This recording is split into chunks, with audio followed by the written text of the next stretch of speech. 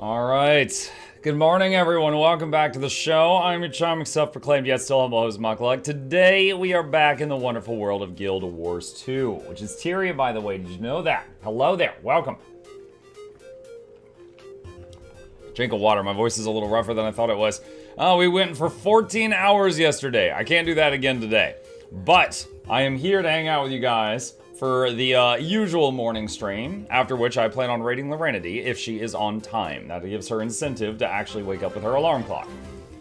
Canuck says I've had to... Oh, it's I've had to buy a new edge after 40 months. This addiction to Mukluk is costly. A new edge? A new edge. Hey, Canuck, thank you for the tier 1. Appreciate you. Welcome. Welcome, welcome, welcome.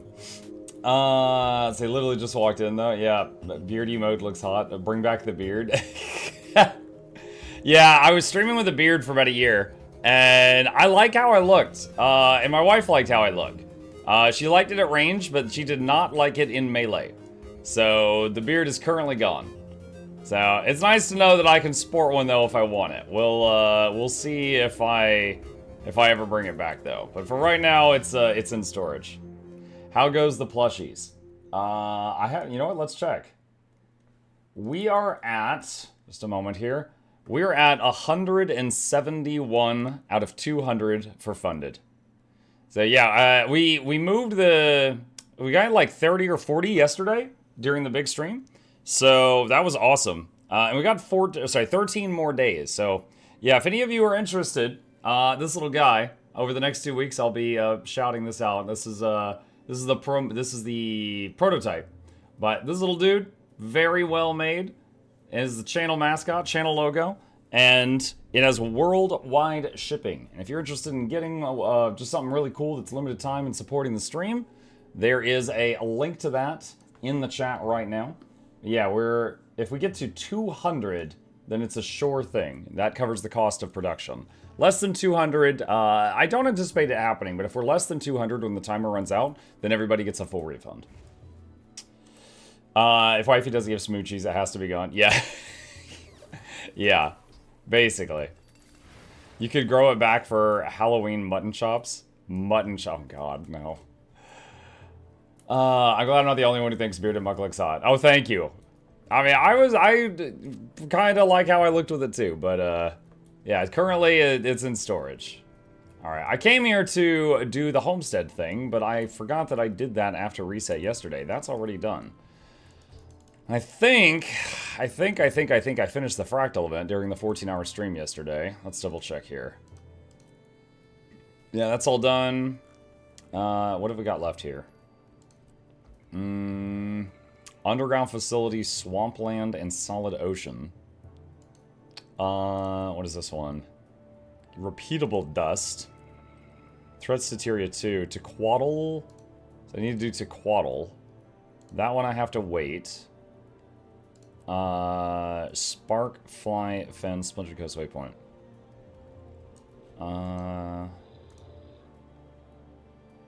Oh, this is not going to work on this map. That is not going to work here. Hang on. Mutton Muck. Oh my gosh, yes. No. Mutton Muck. No. I ordered a plushie. Yo, thank you, Sapphire. That's awesome. What are we at? We're 172. Yo, Sapphire raising the bar. 172. We are 86% funded. Yes. And let's see. Where's the Spark Fly Fin? Where was it? I wonder if just teleporting there is going to get this waypoint? Let's see. Does anyone else not have 1080p option in current stream? 720 is max AC. What? You guys should have 1080p. Should be there. Okay. How do you check that one off? Travel to key locations to prepare to join major meta events. Splintered... Oh, this isn't Splintered Coast Waypoint. It moved me to a different one because the other one was in combat. That's why. My Twitch says 1080p. Okay, if anybody is getting 1080p, then I am uploading at 1080p. If some folks are not able to See it at 1080p, I'm not sure. Might be a Twitch thing or a your end thing. Okay, there we go. There we go. Got it. Alright, that's 10 more dust. So I need to do Tequaddle at some point. Where's the next Tequaddle at? Not for a while, at the very least. Oh my god, stop.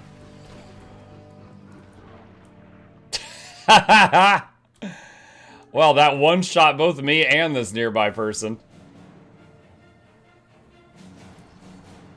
Chad, if you accidentally downstate someone but then you res them, did it ever really happen?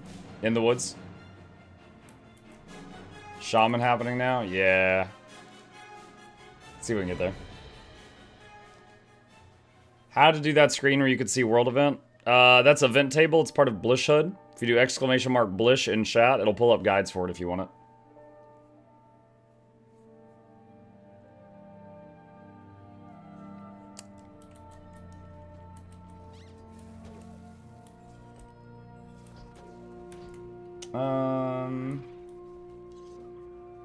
I also got my 10, 12 year birthday gifts. I can't believe it's been that long since I logged in. How do you get the cool display of the area you're mapping to? Regions of Tyria. Here is a link to that if you want it.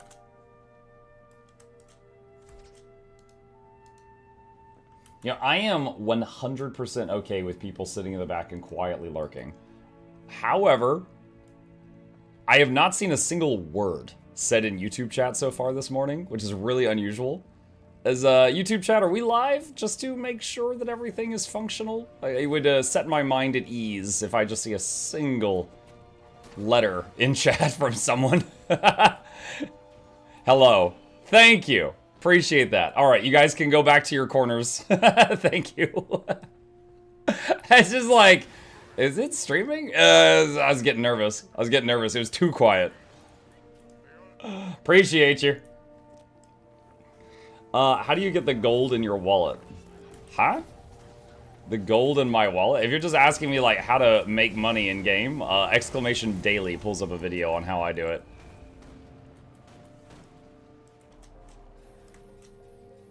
Mike, is this a world boss? Yeah, this is the Svanir Shaman Chieftain. This guy. It's just something to hit. Are you using StreamYard to dual stream? No, I'm just dual streaming from my computer.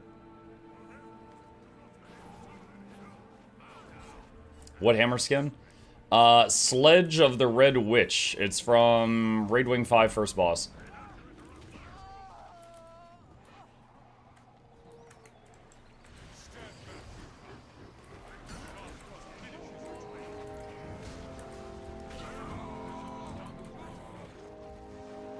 They just lurking. That is 100% okay. Again, I was just nervous because I hadn't seen a single word yet. And I was like, I hope I'm live. All of us streamers have had a day where we thought everything was running fine, and then we find out, like, after 30 minutes our mic is muted or something really stupid like that. And I was just trying to make sure I didn't think I was streaming, and then I find out in 5 hours I never actually went live on YouTube because of some technical issue. So just as soon as I see someone talking in chat, I'm like, okay, we're fine.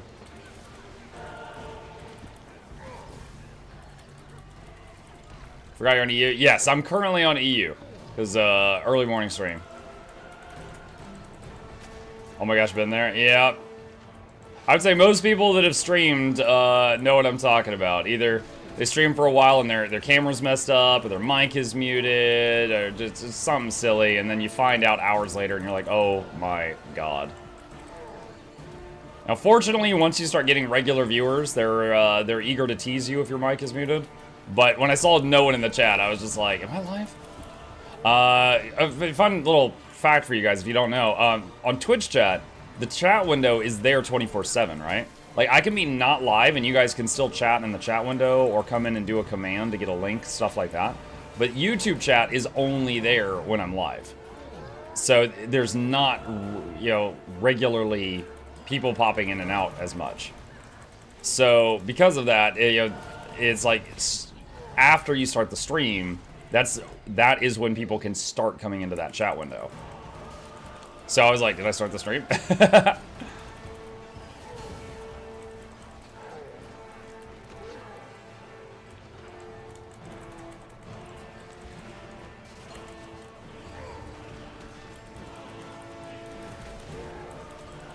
They just lurking? That's totally fine. Like I said, I totally respect that. There's actually, like, I would say on an average stream, more people are lurking than not lurking. Like, the average viewer is the one that just watches silently. And I would normally not dare disturb the natural order. I just wanted to make sure we were actually live.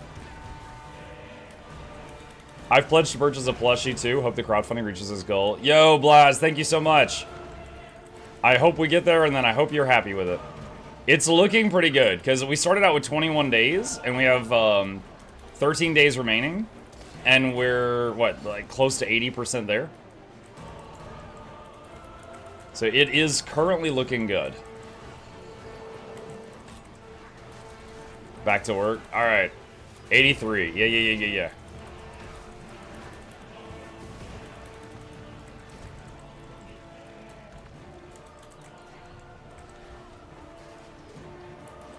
So many tornadoes here, oh my gosh.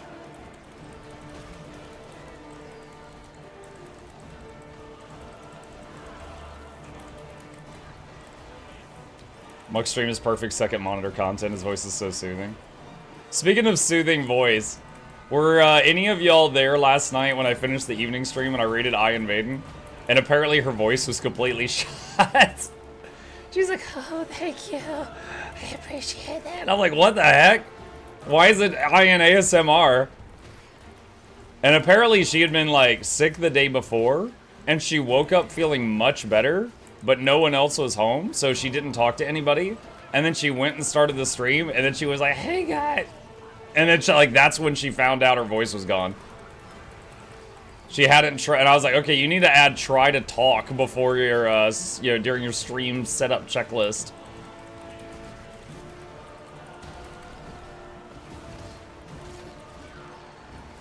GG!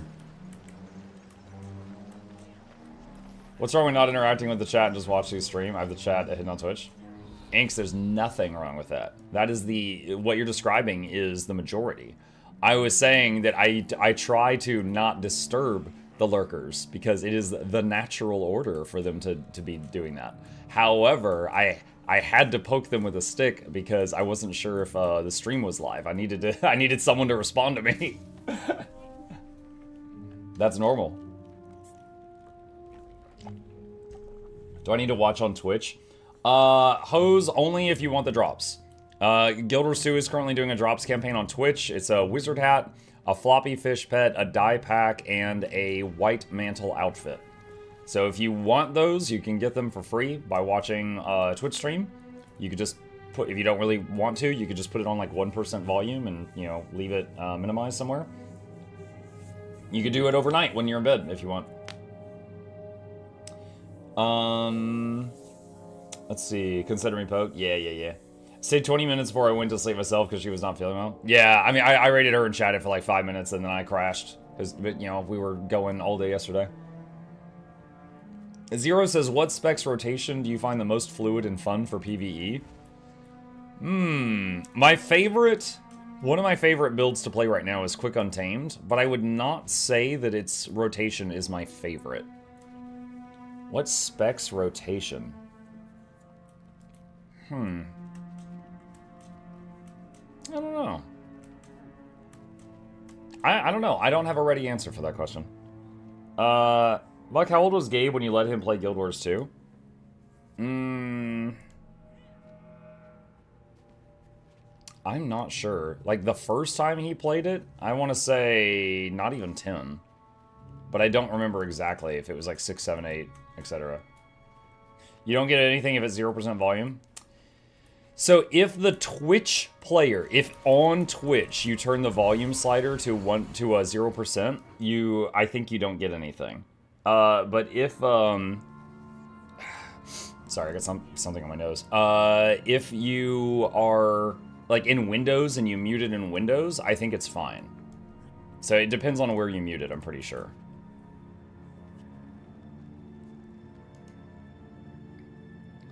I don't have a sleep paralysis demon. I have Muck standing at the side of the bed talking about alt parking. What? I watched yesterday everything on my Twitch. It says I've claimed all, but I got all the rewards apart from the outfit. I believe on the Guild Wars 2 account page somewhere. Let me see if I can find it. Hang on. Guild Wars 2 account drops. Just a second.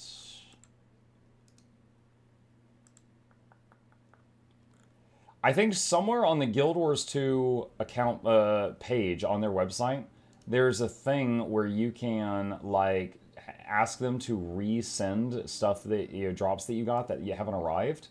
I'm trying to remember where that is. I'm poking around there right now.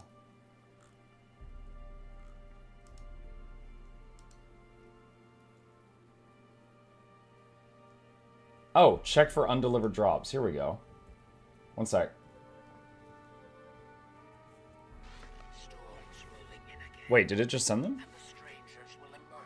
Wait, what? Icebrood Saga Ogre Quaggan backpack cover and a mini fuzzy Quaggan hat. So, okay, alright. So, here, I got something for you. If you go to this webpage, I'm linking it in the chat, account.arena.net/applications. On the left-hand side, hold on, is there anything secret here? Okay, here we go. All right, on the left-hand side of this window is a thing that says check for undelivered drops. I just clicked this and got a whole bunch of drops from like a year ago in my mail. So if you didn't receive something from yesterday, try that.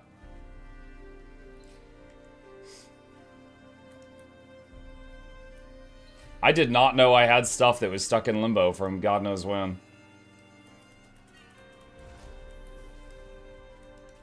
Let's see, is anyone doing this right now? Heck yeah, let's do it. Thank you, I just got it. Awesome. I knew that was somewhere, I just couldn't remember where it was, so I'm glad it didn't take too long to find it.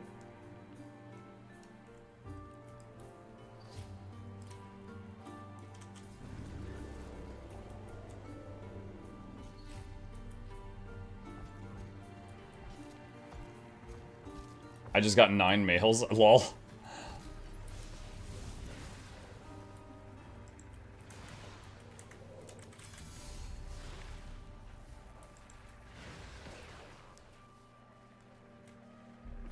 I got 3 cheers. Nice. My sip coffee emote was stuck in limbo. Yeah, I got a fuzzy Quaggan hat, which I already had apparently. Quaggan backpack, which I already got. Mini Icebrood Saga, which I got. And then 2 eggs. Oh my god.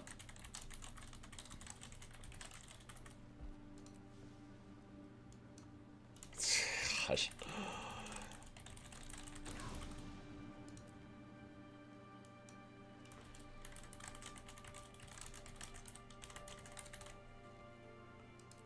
Okay.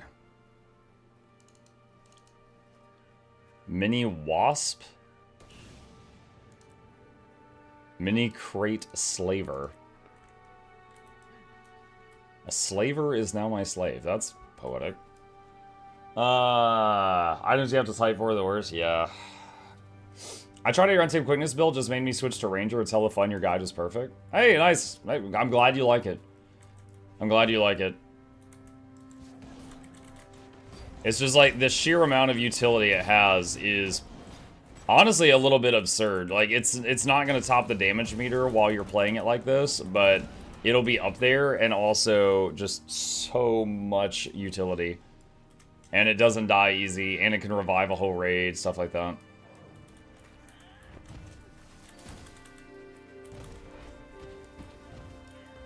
Morning Mug Peepos. Hey Smashy, what up?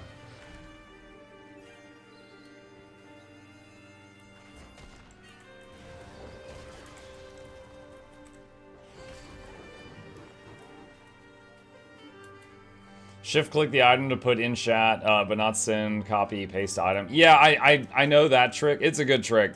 I would say for me, it's faster to just type it. I can type like around like 130 WPM, something like that. So it's usually faster for me to just punch it in.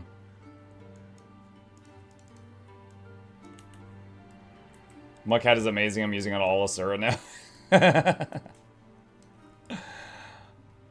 More 12-hour stream? Nah, Suga, my voice is a little rough, so I'm going to do my normal schedule today. So I'll be here for about 4 hours. And then afterward, I will raid Laura if she's on time. And then I'll be back for the evening stream, which will be Guild Wars 2 again. But we'll do only 9 hours of streaming today, not 14.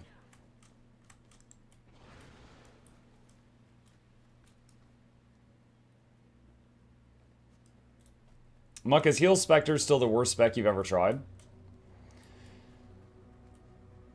I'm gonna have to clarify this. That version of Heal Spectre was like the worst thing I'd ever played in this game. However, they have changed it. I recently did a video. It's the second most recent video on my channel called I Tried Heal Spectre Again, Is It Better Now? And it's much better now. To really try to clarify this, Heal Spectre, at the time that I reviewed it, which was, 6 months ago or something, it had a lot of dumb features. Like, it would constantly make your teammates go invisible. And for those that don't know, if you get turned invisible, your auto attack turns off. So it would lower the damage of groups it was supporting for.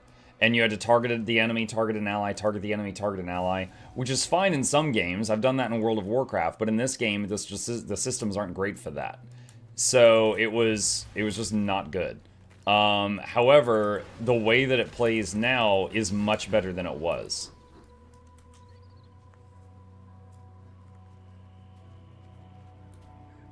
Hi, Makai Chat. Hi, Gildal.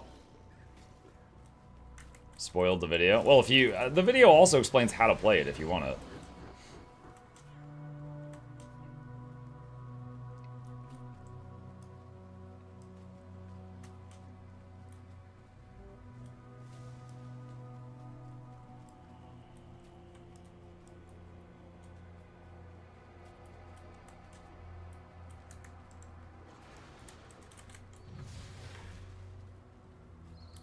Good morning, Anodic.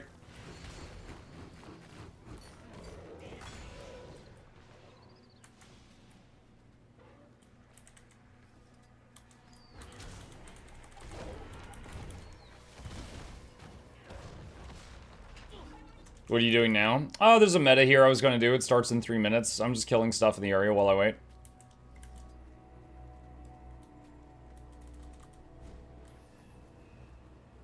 Mike, is there a lot of difference in DPS between Power Untamed and Power Soul Beast? You know what? I don't know, but I know where I can find the answer. The snowcrows.com website has a benchmark section. Now, before I open this, I want to clarify for the newbies. The benchmarks are the top nerds in the game under perfect, unrealistic conditions testing each build in the game. Alright? The numbers you're about to see are not obtainable in a real situation. But what you can do is use this to be like, okay, well, the best Catalyst is here and the best Tempest is here, so Tempest is a little bit ahead of Kata. Stuff like that. So you can use it for comparisons. So if I go to benchmarks, all right, and let's see. The top Power Untamed is 45k. And it is, let's open this in a new tab here. It is Hammer Spear. All right. The top Soul Beast, Control F, Soul Beast, is 44k. So it's a hair behind it. And this Soul Beast build is Conditioned Soul Beast, Shortbow, and Double Dagger. And now, that is purely just beating on a target dummy for a long time. But Power Soul Beast is a hair behind that.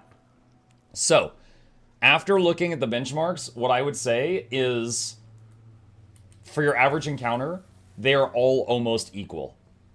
If you had a Soul Beast and an Untamed that were this exact same skill level, the Untamed would be a hair ahead. But it would be hardly noticeable. So, and I love that because that means you can play whichever one you find the most fun.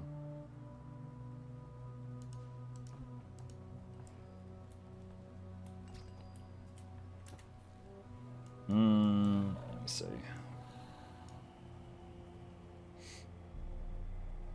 Mike, what is your favorite Guild Wars 2 core map? poor map? I don't know.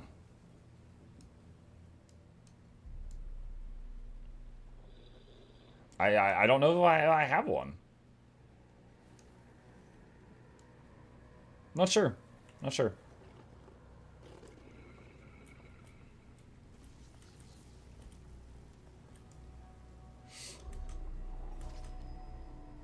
Do Twitch drops work on YouTube? I'm afraid they do not. Basically, ArenaNet, the makers of Guild Wars 2, work out a deal with Twitch, and Twitch has this drops feature set up. YouTube doesn't currently have anything like that. So, Twitch drops are just a Twitch thing at the moment.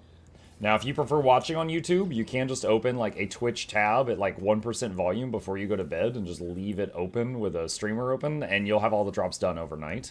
That's how I usually do it. When, you know, it's whatever works for you. Why using a bird? Because the untamed build on Snowcrows says that Hawk with the F3 disabled is the highest DPS option. So I'm kind of just trusting them on that.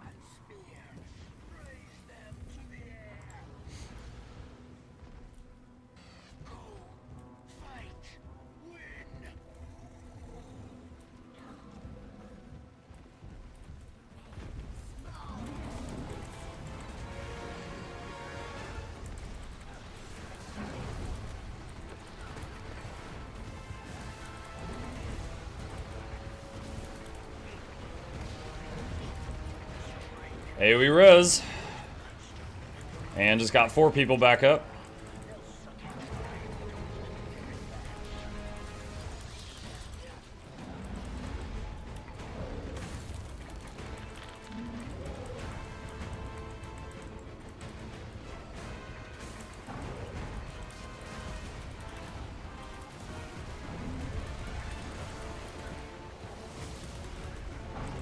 Does Untamed build work full Selly? So the only, if you're full Selly, yeah, it would work. Because I am running full Berserker right now. But the thing is like, I have enough concentration to keep all the boons up now. Selly would just add more concentration. I also have 21k health without a food buff right now. And I'm doing a lot, I mean, you can see the healing around me happening periodically. And I'm not even the healer. So like, this is a very survivable build, even without Selly. You wanted to throw Selly on this, the damage would go down a little, but then you would be a little bit more survivable, and the boons would be even easier to keep up. So yeah, you could do that if you wanted. It would just, you'd be making a trade-off. But the survivability of this build is already like double that of an Elementalist, so honestly, I don't think you need a Selly for this. But you can, yeah. Is it right-click to disable F3? Control right-click to make something go from auto to not auto for pet bars. And that is a,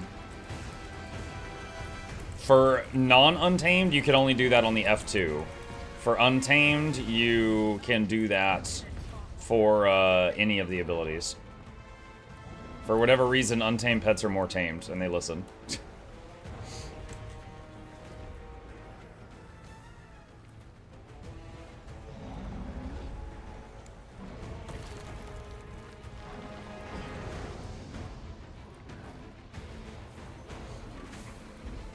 Isn't Ranger mid-tier for Vitality? I don't know what you mean by that. If you mean like for scaling, maybe? Because like I think Necromancer gets the most health baseline. Like if you've got one of every character with no equipment on, I think the Necro has the most hit points, and Ellie has the least. AoE res here, that will get all of these people up. The rest in just a moment. There we go.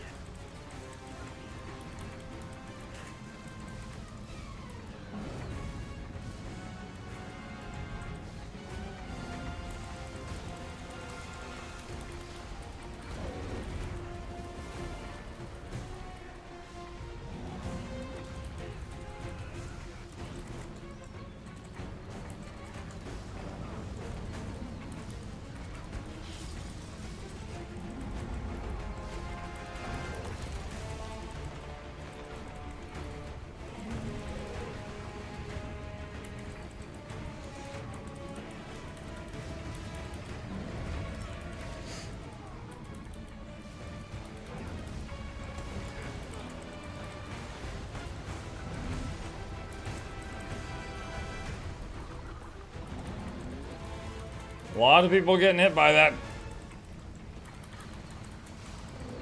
Hey Mike, I'm a Reaper main. I want to spice things up. Is there any build besides power for Reaper? Yeah, there's a Condi Reaper build. I've never played it, but I know it exists. It's like, what is it? Every time you chill an enemy, you also poison them or something like that, and you just do lots and lots of Condis.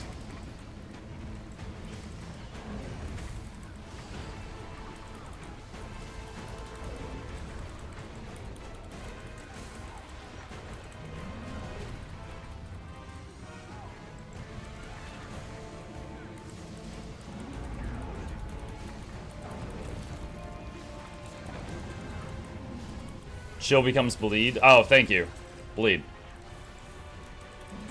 How much does armor type matter in terms of survivability?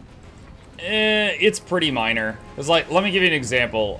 Guardian is in heavy armor, right? But Guardian also has some of the lowest base health in the game. So you certainly don't feel tankier when you're playing Guardian than when you're naked. Or sorry, not when you're naked, I mean when you're not pressing buttons. Most of Guardian's survivability comes from like Aegis, like active defenses. Like an enemy is coming at you and you press the block button, so stuff like that. Their passive defenses, despite being in heavy armor, they feel squishy. It's kind of like if you've got a shield in your offhand, it actually adds to armor class a small bit, but it's not super noticeable.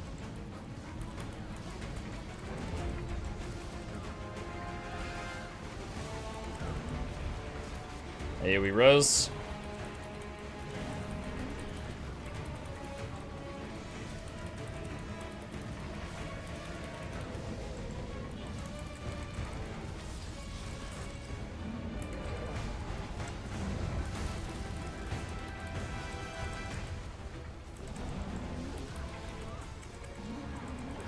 Do metas give good money?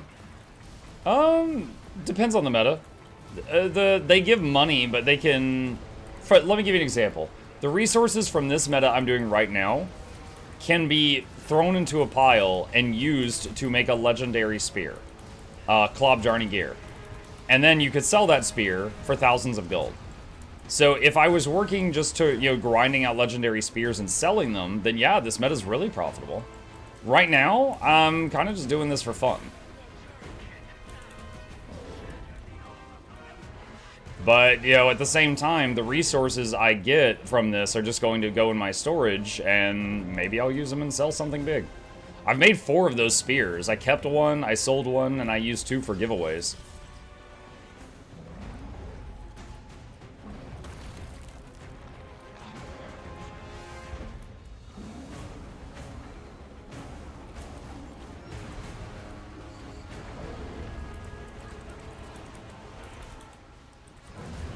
I remember you saying the spear is easy to craft, but is it expensive? It depends how much stuff you get yourself versus how much you spend money on. I would say most of the stuff for Klob Yarn is, I had to remember the proper way to say it. I say it wrong so often on purpose. Klob Yarn, the materials are mostly bind on pickup stuff. Like the stuff, you know, the Titan ore and stuff like that that's in each of the zones. So, I mean, like that, and then the quest items. That's most of it. So there is some stuff, like for example, right now if I go to Mystic Crafting and search the spear, it will say, give it a second, it's gonna load. I mean, like, okay, hey, if I want to make this right now, how much money do I have to throw at it? And it's like not counting the stuff that are like quest items. You'd have to spend 554 gold to finish this right now. Now, the quest items is the big thing, you know? Like, if there's a quest item that's like, okay, go run 10 convergences, I can't throw gold at that. I just gotta go run 10 convergences. For example.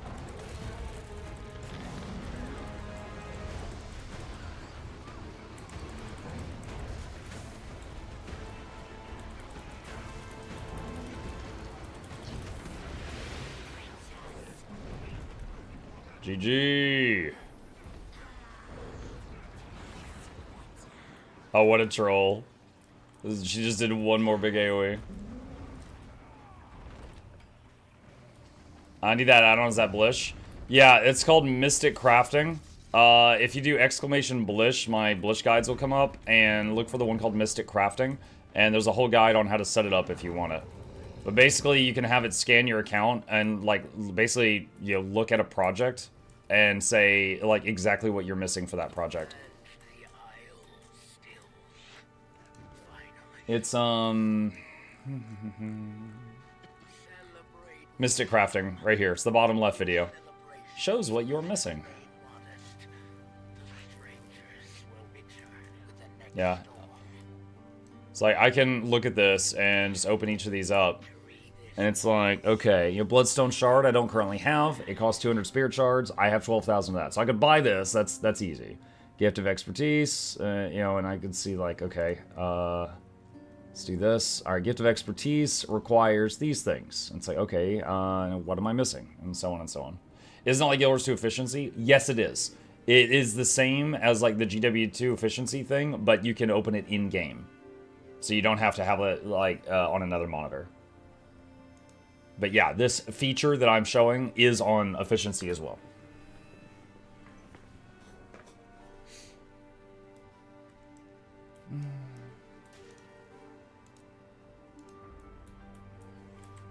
Yeah, it just has a little bit of setup, but then you can open it and like, scan for anything. So if I'm just like, okay, weapons, let's say, I don't know, Bolt. Here's Bolt, the legendary one-hand sword. I'd be like, all right, what am I missing to make Bolt? And it'll pull it up and it'll show you what you have and what you don't have. So, like, right now, I'm only short 110 gold worth of materials to make bolts, but that's not counting quest-type items. You know, items that don't have a gold value, right? So those items I still have to figure out for myself. Wasn't paying attention, Leggy Crafting is from Blish. Yes. Yeah, the link I just put in chat, Recart, and then the bottom left video on that page, Mystic Crafting.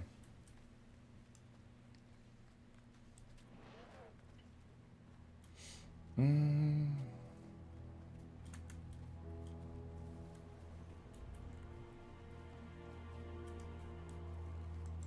love that you can park your current projects as favorite.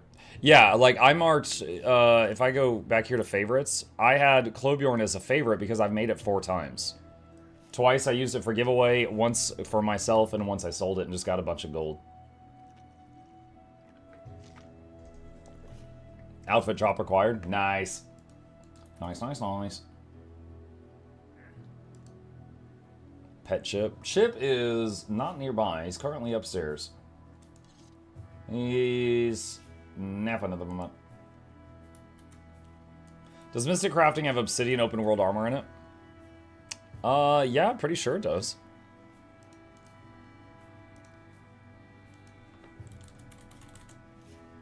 Yep.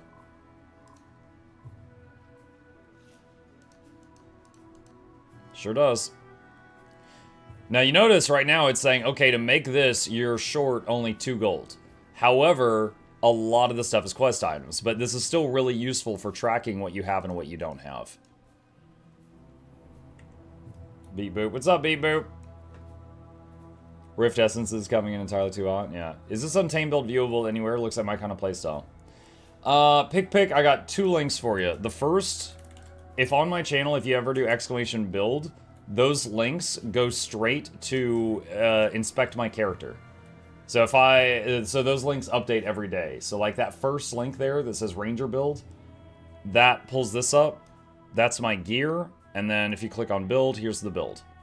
Now, the second thing I'm going to give you is this right here. That is a guide on how to play Quick Untamed. If you want, me to teach you how to do it, there's a video. Now, the build might have, been tweaked slightly since then, which is why I linked you the build as well. But the video will show, like, the rotation. Excuse me, sorry. My voice is definitely, it's still there, but it's definitely rough after 14 hours of talking yesterday. Is it worth creating other generation legendary weapons with the first gens becoming so easy with the Wizard's Vault? Possibly. Like, a lot of it is cosmetic. Okay, here. Okay. A legendary sword is a legendary sword. It doesn't matter if it's Bolt from Gen 1, or the Shining Blade from Gen 2, or Orin's Back Scratcher from Gen 3. They're all a legendary sword. They have the same functionality, and they have the same stats, and they have the same, you know, stat swapping, all that stuff. So what's different? The graphic. Why would you make a Gen 2? Because you think it's sexy. That's it. Okay? Why would you make a Gen 2 over a Gen 3 or a Gen 3 over a Gen 1? Because you think it's hot. That's it. Alright? So if you like a Warhorn that's the size of a tuba, well, that's Vertirock. That's Gen 2. If you want a longbow that shoots lasers out of space at your enemies, that's Ferris, the Gen 2 longbow. If you want the coolest looking greatsword in the game that has 27 transformations, that's Exordium, Gen 2 greatsword. You make them because you think it's hot. That's pretty much it. So, like, if you just want a legendary just for the functionality, Gen 1 or Gen 3 are going to be the cheapest ones. Probably Gen 1 because of the legendary starter kits. Can I make Muck because I think he's hot? Would you make bearded or unbearded version? Did anyone else not receive the mantle outfit? Freedom, I got something for you. Hang on. Alright, this webpage. I'm going to link it in the chat. If you go to this webpage and log in to your Guild Wars 2 account, this is on the ArenaNet website, click on check for undelivered drops here on the left. A lot of people in my chat did this earlier and it fixed the issue you're having. Go try that. How much gold do you need for legendary bacon? Hang on, where is it? Bacon! Legendary Gen 3 bacon! True endgame, is it hot? Yeah! Like, I've made no secret of the fact my favorite weapon skin in game is Binding of Ippos, which is a focus item from Gen 2, and I just think it looks really freaking cool. You know? And that's just a Gen 2 focus.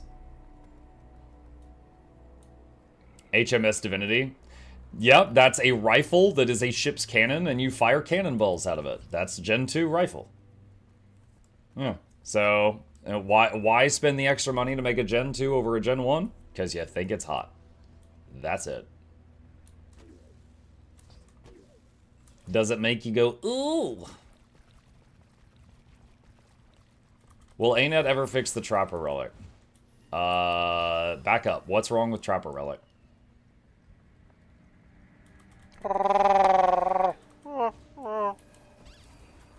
Hi, Neoff.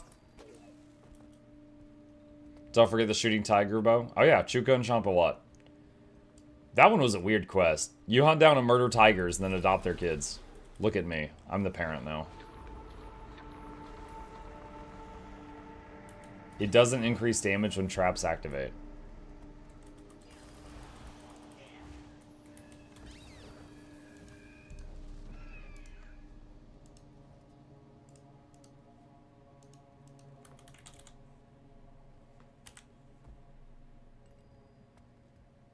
You said Relic of the Trapper?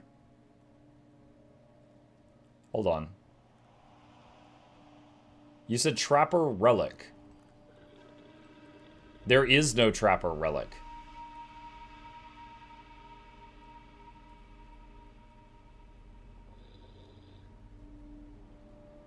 Dragon Hunter, I meant. What is this one? Enemies hit by your trap skills become hunted by you, increasing your strike damage and condition damage against them. I've never used that one.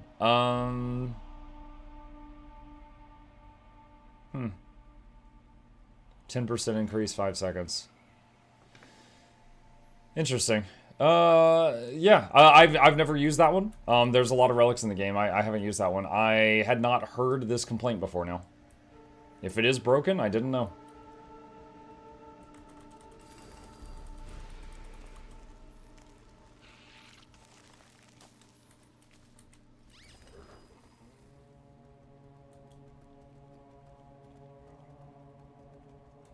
I love the story of getting Chuka and Champawat.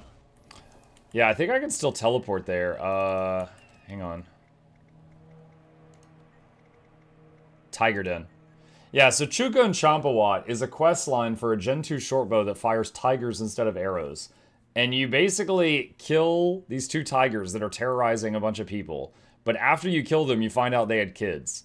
So then you're like, oh shoot, I have to take care of their kids. So then you go adopt their kids and you make them like a play tower and you bring them food and stuff like that.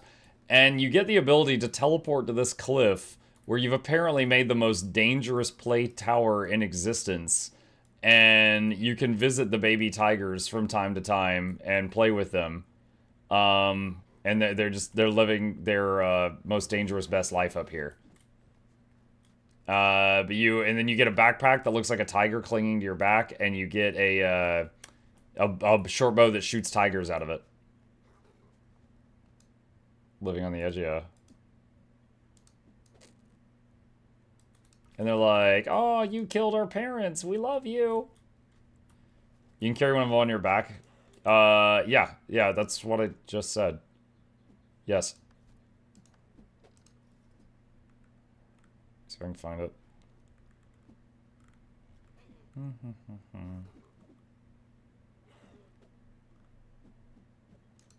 Wait, is it a backpack skin or is it something else? I'm trying to remember how to do it. Yes, you can get one of them to like ride around on your back. I'm trying to remember how to make it happen though.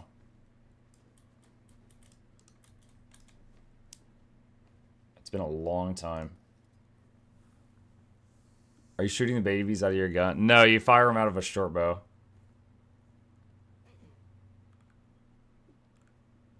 You speak with the tiger den. You speak with the den? Take Nolo with you. Oh, there we go. There we go. Halcor. Brill. Now we will be a good parent and carry him into battle.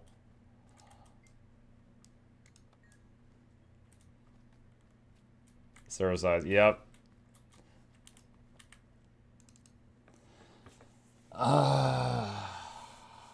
That's why the plaything is on the edge. They're practicing for walks. Why ain't that in my homestead? I don't know.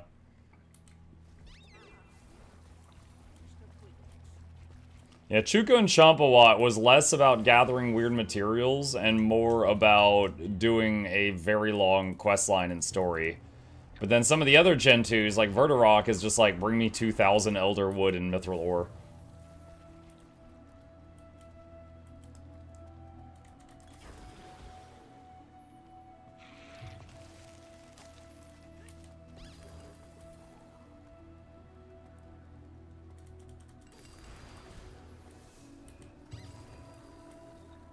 Tie the tails together for nunchucks? What? That's so messed up.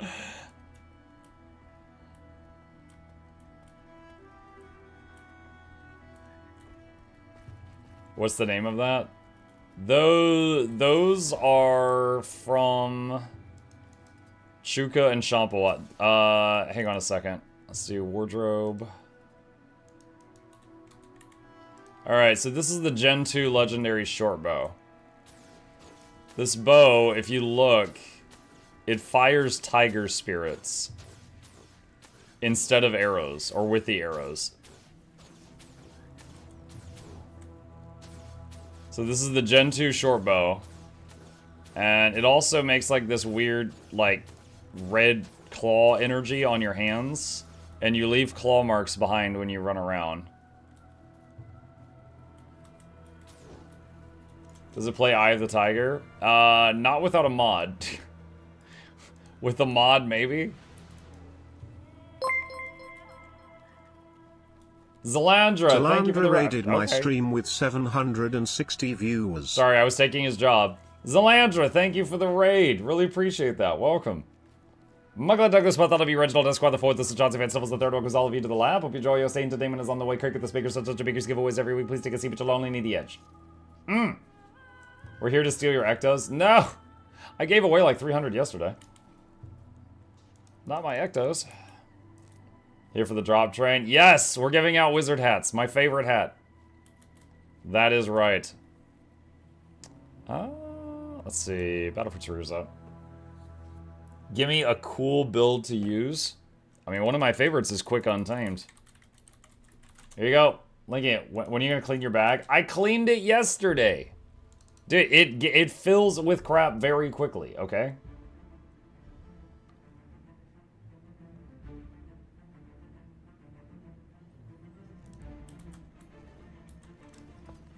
What was that add-on with the timers? Event table. If you do exclamation mark Blish in my chat, links to a bunch of Blish guys will come up. Event table is the one that you're looking for.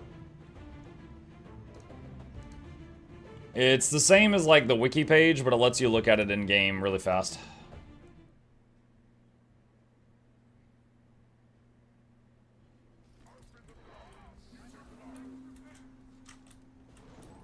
Tarir has been saved. Oh, let's see if I can still loot the boxes. Got here too late to fight it, but might be able to still loot it.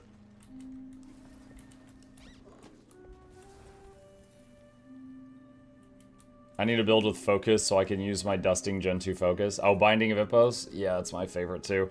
A build with focus. I mean, Necro has focus, but it's mostly like PvP for them. Guardian has focus. They use it in burn brand builds. So you could do like, you know, quick Condi Firebrand and have focus, I think. Mesmer and Ellie probably get the most use out of their focus in different game modes. Do you expect the next expansion to mess a lot with current Ranger builds? I have no reason to think that yet. So the next expansion is going to add Gale Shot, right? Gale Shot is just going to be another power DPS, just like Soul Beast, just like Untamed. So you're just going to take an Untamed build or a Soul Beast build, you're going to pull out that last specialization line and plug in Gale Shot. Boom, you're done. I don't currently have any reason to think it's going to massively mess with builds. Now, typically each expansion, they add some new Ranger pets. There could be some things like, for example, Heal Untamed. The only thing it doesn't do is it has no group stability. So if they add like a new animal that has a group stability button, that could make Heal Untamed way more viable than it currently is. Don't know that they're going to do that, but it's possible. More of the same with Gale Shot? Yep. Is there a valid Ranger build with Longbow? In PvP and World v World, Longbow is used literally all the time. If you are talking about in PvE, pretty sure there's some.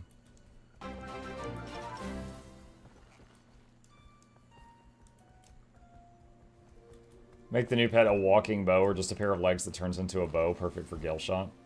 So they can have a fourth bow. Can I mute and still get drops? If you mute it in, like, if you mute the tab in Chrome, or if you mute the window in Windows, you can. But if you mute it in the Twitch player, it will not like that.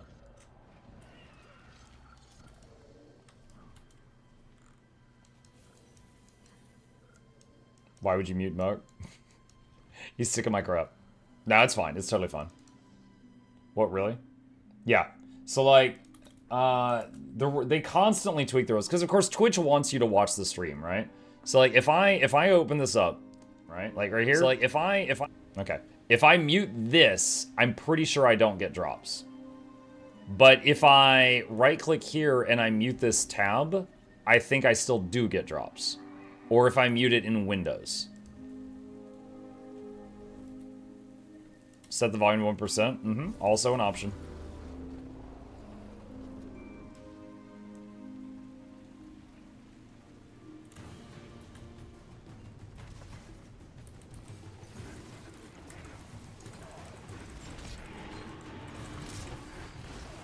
That big fella took a second to load in. Muck, what is that beetle? Oh, you like my ride? You like my ride? On my way to pick up your girl. Ooh. This is the branded roller beetle. And whatever colors you dye it, it paints the ground those colors. It's my personal favorite roller beetle. I'm gonna tell Anna. No, I'll get in trouble. It is the branded roller beetle skin. And I dyed mine red and black because I was trying to copy the sword Twilight, if you know, you know. And then it paints the ground when it goes.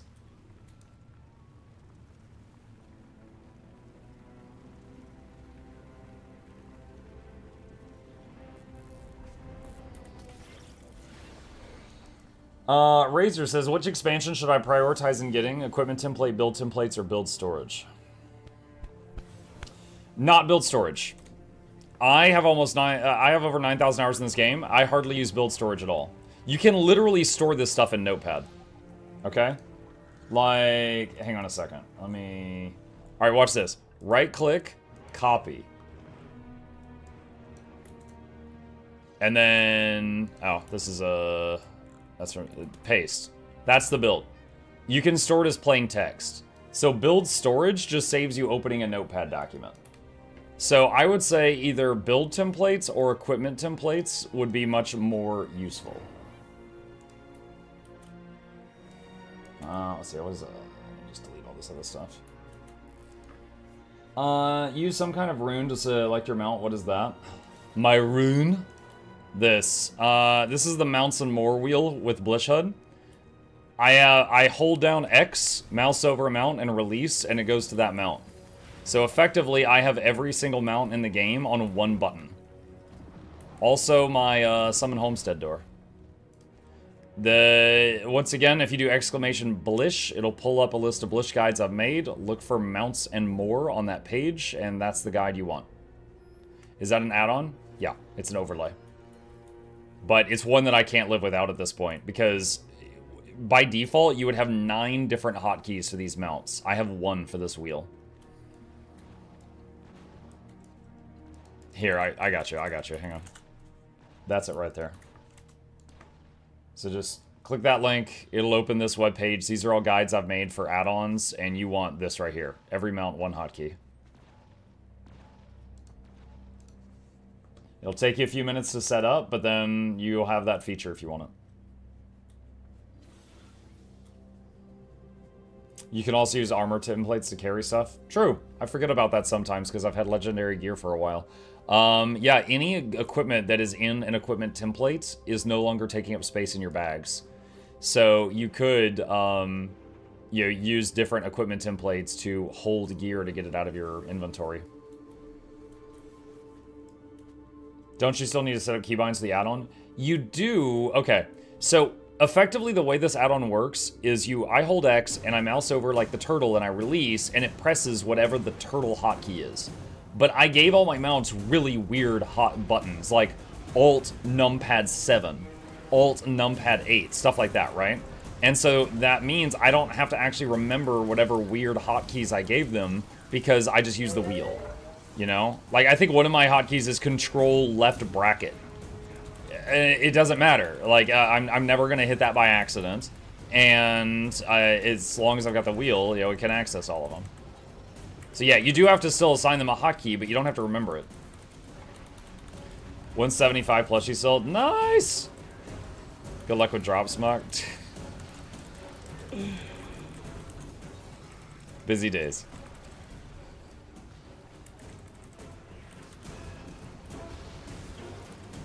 So it's the same as Guild Wars 2 Radial? Yes, it is just like Radial, but you can put other stuff on the wheel. Like, I have my homestead thingy on the wheel, right? You can put fishing on the wheel. You can put your Jade Bot thingy on the wheel. Now, my wheel, I've got the homestead summoning portal and the mounts. But you can hit skiff, you put skiff on there, homesteads, whatever.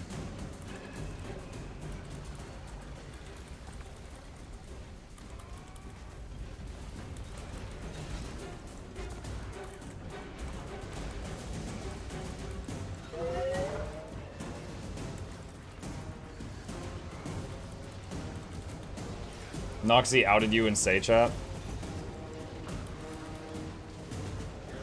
Is Noxxi here? I see a lot of people trying to talk to me right now. I didn't realize Noxxi was here. Oh my god, my game is lagging.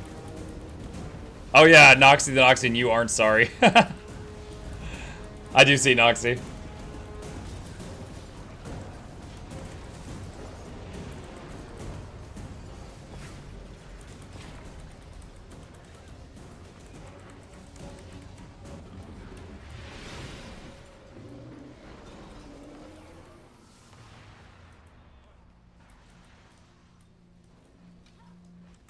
Funny enough, I saw a YouTube comment yesterday that made me laugh, chat, and it was under the Tyrion therapy video that I showed. You know, we're gonna talk about what guys do instead of going to therapy, and then the Guild Wars 2 montage. And there was a comment that made me laugh last night, and it said, "Thank you for paying Noxxi to do what she does best, making Guild Wars 2 shitpost."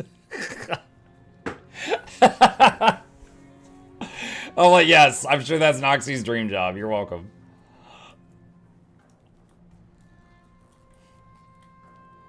Does nature's strength make your avatar bigger?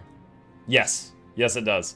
Yeah, so Ranger Maces have a mechanic built into them where when you land an attack with them, you get a stack of a buff called Nature's Strength.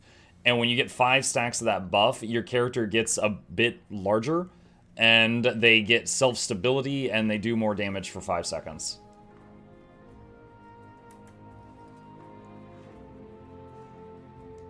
Time to watch that video again. Good morning, Mark. Good morning, Stormart. Yeah, I'm really happy with that video. Noxxi did a wonderful job with that one. Like, I had the idea, but she was able to make it a reality. They did a wonderful job.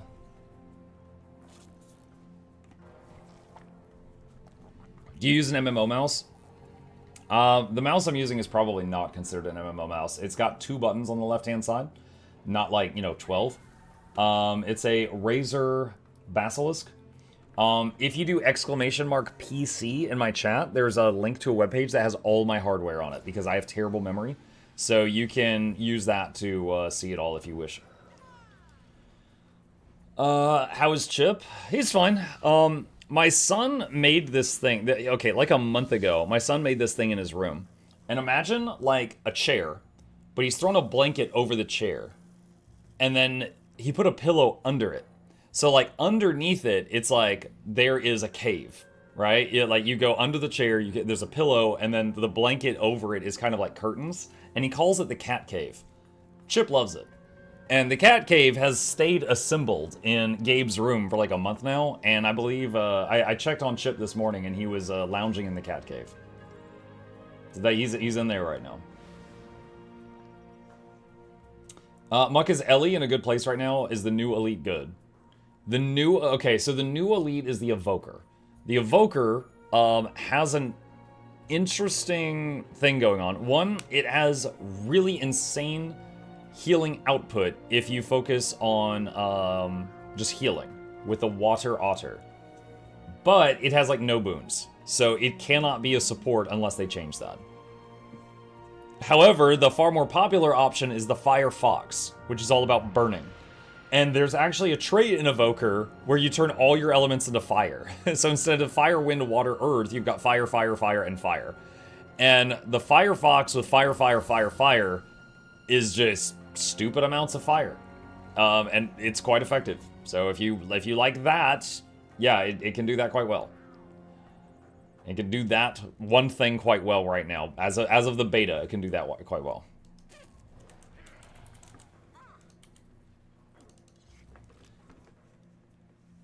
Is it Larian levels of fire, though? I'm not sure. I'm old, I like low APM.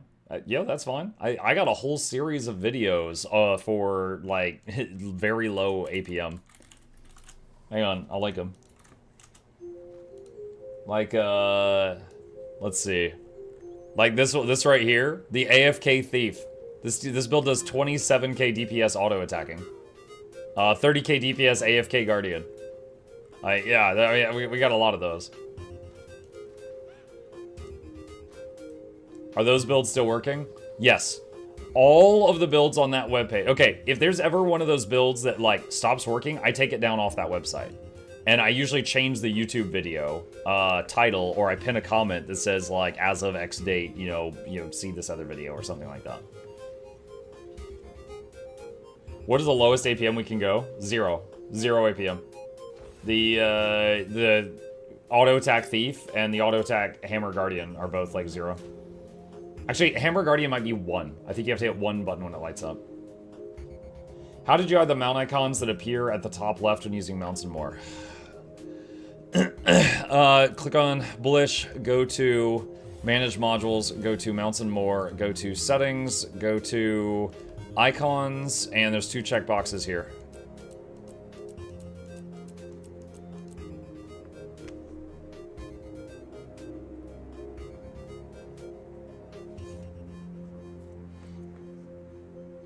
AP stands for actions per minute. Oh yeah, APM is actions per minute. Basically, if someone says a build is high APM, it means you're having to click a lot of buttons quickly. Low APM is you're not having to click many buttons and you're not having to do them very quickly. Do you enjoy explaining all your different add-ons every stream? It's really just one. I mean, that's kind of what I've marketed myself as, right? Someone who helps people and answers questions and stuff like that. So no, I don't mind. I mean, I'd rather answer a question for the 40th time than not have anything to talk about if I'm, drawing a blank or something. I will say this usually happens during drops. This is not something that happens every single stream. This is something that happens when a whole bunch of people come into Twitch for the first time, and they're here just to get, like, free wizard hats, but then while they're here, they're seeing someone else's game for the first time, and they're like, wait a minute, where's this mount wheel from? My game doesn't have that. Or like, wait a minute, how is your map in the top right? Mine's in the bottom right. Wait a minute, how did you open that treasure chest without clicking on it? Stuff like that. So I get questions like that just because it's people tuning in and seeing someone else play the game that they play for the first time, and they're not realizing all the different things you can change. People saying Warriors high APM, I don't get it. You just press 1 through 5 keys and F1 every second, easy. Yeah. Yep. So, but like when the drops ends, like my average viewership is around 200 to 300, but then on drops days, it spikes really, really high, so when things go back to normal in like a week, there will still be, the occasional question, but it's not nearly as frequent. Is it okay to not use add-ons at all? Absolutely. In fact, when people are playing the game for the first time, I usually recommend to them to not use add-ons. Because you get a lot of people that play this game that come from other MMOs. Like, I don't know about FF14, but WoW is very add-on heavy, last I checked. So people might come over from WoW, and they'll be like, hey, what add-ons do I need to get started? I'm like, you don't. You really don't. Like, I actually recommend just play the game until max level, maybe do your first world map comp before you get any add-ons, So, I mean, now I'm curious. Any of you come from FF14? Is it really add-on heavy? I have no idea. I played FF14 for like a day, and I just decided it wasn't for me. FF14 add-ons are against TOS. Oh, that's right.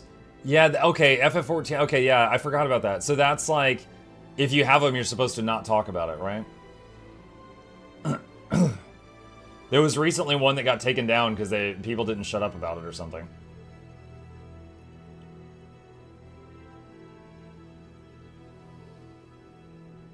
Yeah, I did hear a bit about that. Elder Scrolls Online gets super add-on heavy though, but they're all super helpful. Gotcha. 175 plushies.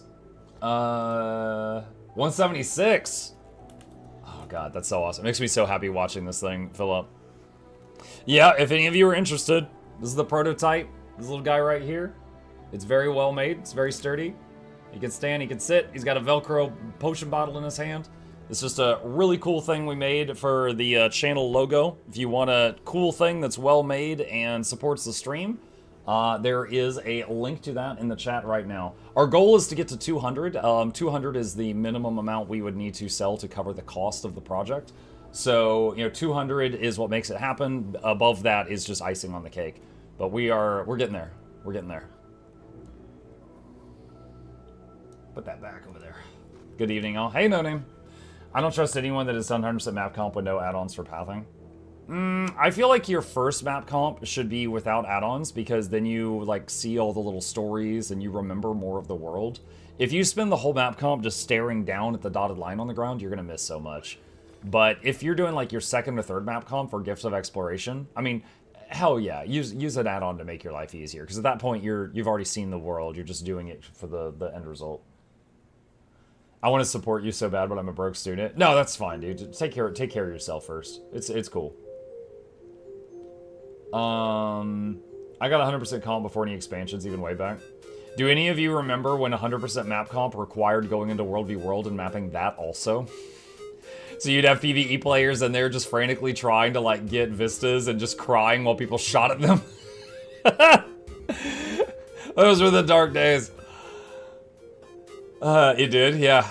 And there were jumping puzzles too. Like, okay, you new players, you know about vistas, right? Like you climb to a high location and you click on a red triangle. There were vistas on top of like towers. So you'd be like crying while people shot at you and you're like, you know, dude, it was rough. Like you miss a jump and you just fall back into the enemy horde. I was the one crying. Yeah. I remember those days. I thought I'd be safe in a Vista, come out of the cutscene dead. Mm-hmm. There is also, to this day, some ranger pets are from World v World. Like, I believe the wolf. The wolf, which has the ability to fear people. It's the only way a ranger can fear someone, because fear is usually a necro thing.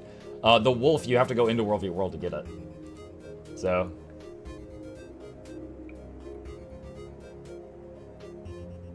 some vistas without the mounts was a pain. Yeah. I mean, Heart of Thorns was a very 3D environment, and that was pre-mount. So if you go back to Heart of Thorns and you've got, like, at least the Springer, it's so much easier to get around than it was at that time. Plus the Cat Sanctuary. Oh, yeah, for the Catmander tags. Yeah. Yeah, Commander tags are PvE obtained. Catmander tags are World v World obtained. Yeah, you can get them in there. They do the same functionality. It's just different graphic.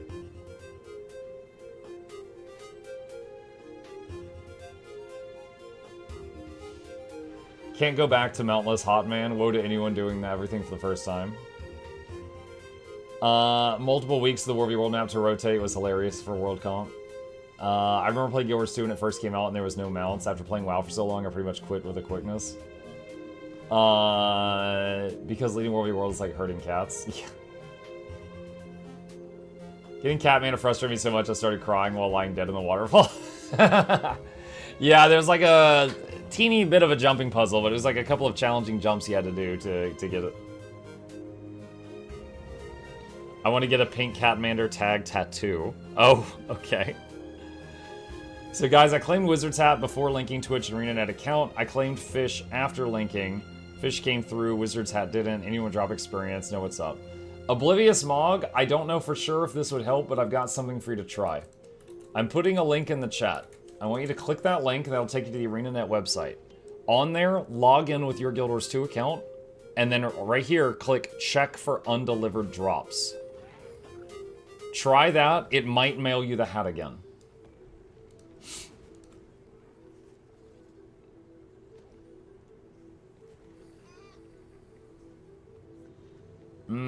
Is the next expansion not launching story at first installment? Wait, what? No, I'm pretty sure it will. Visions of Eternity? It should have story with first installment. At launch of HOT, there was a Vista or something that required a glider, but it launched the glider with server side. Me here in Brazil with latency, it was impossible to get the draft up to that. It took like 2 weeks for them to get. Sugar, you need a Mesmer portal. Gonna be sad when this Fractal quick play thing goes away. If it does, it's a beta, so they might, you know, because like the new legendary gloves require it, right? So it might have the beta go away and then the next version of it appear or something. I don't know. How do I get the Black Widow Spider in Guild Wars 2? The Black Widow Spider is from Guild Wars 1. So you have to play a lot of Guild Wars 1 to unlock it. There's 4 ranger pets from Guild Wars 1. The Black Moa, the White Raven, which you see I don't have it, the Black Widow Spider, which I don't have it, and the last one is the Rainbow Jellyfish, and you can see I don't have that either. Those are from playing a lot of Guild Wars 1, and then you get them into Guild Wars 2. It's an Underworld in Guild Wars 1. Well, it's not, you don't have to get it in Guild Wars 1. You have to do a Hall of Monuments achievements in Guild Wars 1, and then as a reward for that, you get those pets in Guild Wars 2. Are they skins? They're basically skins. They have the same functionality as the other animals, but it's just a shiny skin to show, you know, what you did. Like, I think the Black Widow Spider, I think it's the same as the Jungle Spider.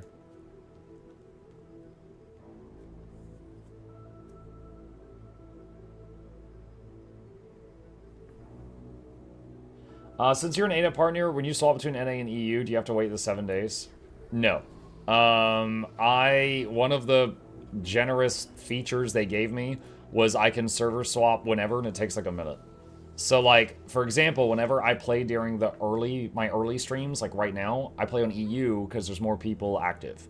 When I play in my evening streams, which is like when I come back later tonight, I play on NA because it's more active at that time. No, I can swap with just like a couple minute delay. Got myself a plushie. Yo, Dark Victors, thank you so much. I appreciate the support. We were 178, 89% funded. Almost there. How does World v World work for you? I mean, honestly, I haven't done a World v World in a long time, just not been in the mood to. But typically, like, I can just go in there. But the thing is World v World, usually, you know, you choose a... Wait, what? I can't look at it from Mistlock? Okay, whatever. Usually, you would go into World v World after choosing your World v World guild. If you haven't chosen one, then you end up in there with random people. Since I swap so much, I would just end up in there with random people. I couldn't win the turtle giveaway. That was an unexpected thing. Like, hey, give away these 475 gold worth of turtles. Was not expecting that one. It's a quaddle in half an hour. I need to do that for an achievement.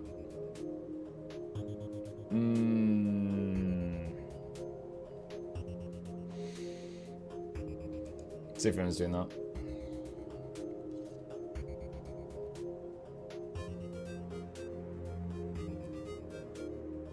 Nowhere in the blog post did I read that the beta ends with the end of the event. Is that a given?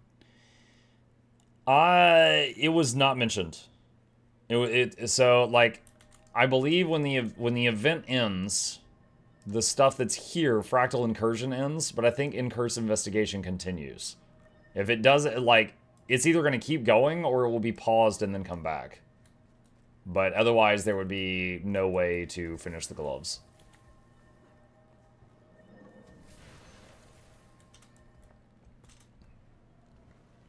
Hey, Monk, new to Guild Wars 2, I'm having trouble getting glacial shards. No videos online on where to get them. Do you have an idea? No, but I know where to get the information. /wiki glacial shard. Alright, so glacial shards. Here we go. Turn on dark mode. Okay. So glacial shard is this thing right here. First off, it can be bought for 2 gold. So you can just farm money doing anything and then just spend the money to get these shards. Second thing, these are all containers that you can get it from. Third thing, you can make them. By doing these combinations in the Mystic Forge, you can craft them. So you could just look to see if you have any of these materials, and if you do, you could just craft these in the Mystic Forge. So yeah, try to farm them, try to craft them, buy them. Those are my thoughts with 5 seconds of research.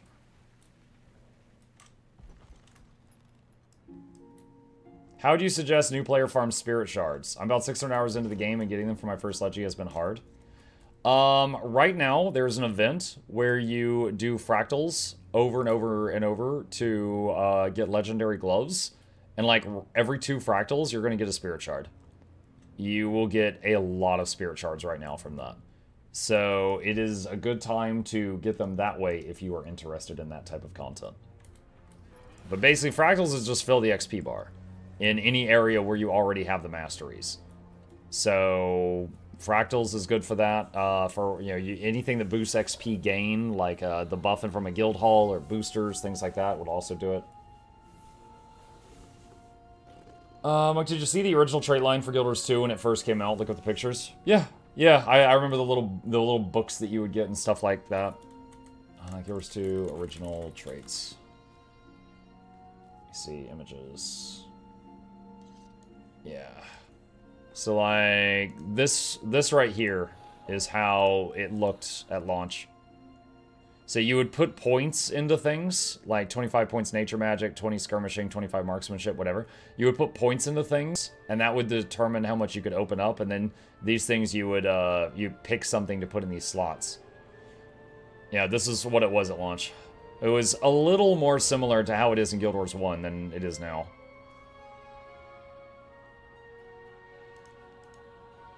Yeah, I played the game at launch to max level. You guys have seen that one human on my character select. That was because my wife wanted to play a human mesmer, so I made that human engineer to play with her.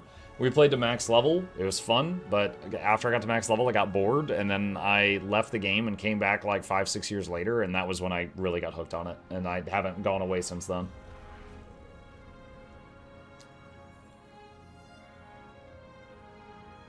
The vendor in the guild hall exchanges guild mission tokens sometimes for blue trophy bags. Oh, for the glacial thing.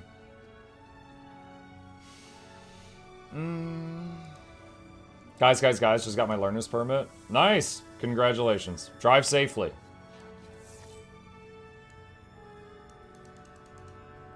New player here. How do you get those legendary gloves? I already did fractals, but can't find an achievement request. Captain Hook. So, hit H. Go to achievements here on the left. Bonus events. Incursive investigation. The top left thing is called Incursive Investigation. The reward for this is legendary gloves. Okay? Like if you right-click and hit preview, you can choose light, medium, or heavy. Alright? You can click this eye to track this in the top right. So in the future, you could just click on it right here. Okay? So that's a little tip for you. Then just click on any of these things and do what it says until you get them all done. Now, right now, this is as far as you can get. Right here, it says wait till week 2 ends of the event. We are in week 2. You cannot get past this one at this time. But you can get this far right now.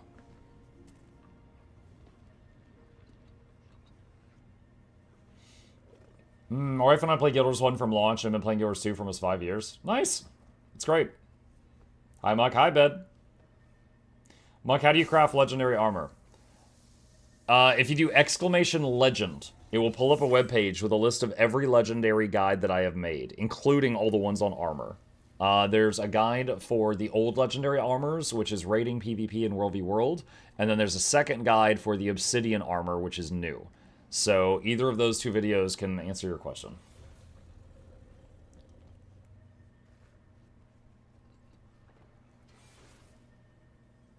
Hello. Hey, Charma. For the person asking about spirit shards, the best thing to do is the bonus events and specials when they happen. Because more people doing the XP fast. Yeah. I don't know if anyone's doing the pre-event for this. I'm not sure.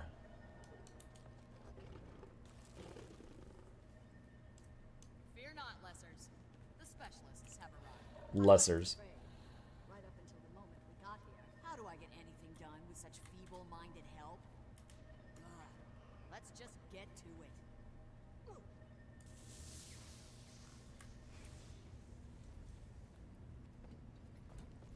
People usually lazy do pre-event. Yeah, I got here late. It looks like someone did it. A simple yes would have sufficed. Now don't botch the activation. You have no idea how much these ethereal variation modules. I reread the blog post about whether the expansion launch will have a new story, and people are definitely misreading the quote. The X-Pack will launch a new story, but the first quarterly release will not have new story or map content, but be focused on fixing existing systems. Yeah, that sounds familiar.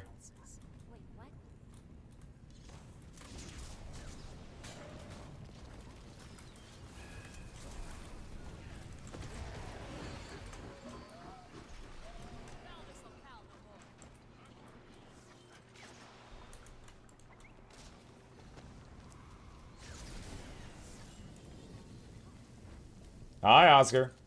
How do you get your mouse so shiny? F11, cursor contrast, change it to whatever setting you want. I like the middle setting.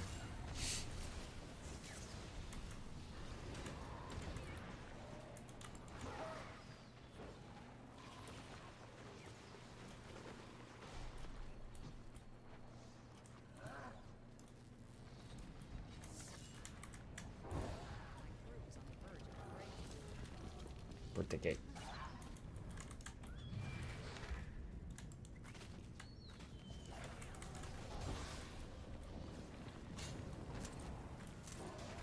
Where do you change the mouse? F11.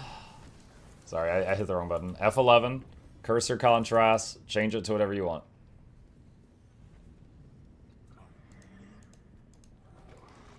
Super obnoxious all caps name. How do I get 1,000,000 gold? Easiest way is with your mom's credit card. and you're going to need to be able to run really fast. After that, there is countless ways to get gold in the game. You can farm gold doing literally anything. So I would say just pick the thing that's the most fun for you. But if you want to know how I get most of my money, this video right here is how I get gold daily with low effort. Basically, I just found a bunch of tasks that give a lot of money for 2 seconds of work, and then I just made a list and I do them every day. It takes me about 10 minutes. That's how I get most of my money, which that keeps me richer than, like, I don't know, 95% of the player base.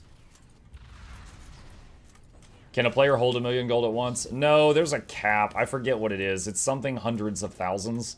But if you hit the... Like, I know one guy that hit the cap, so he made a second account to hold more money.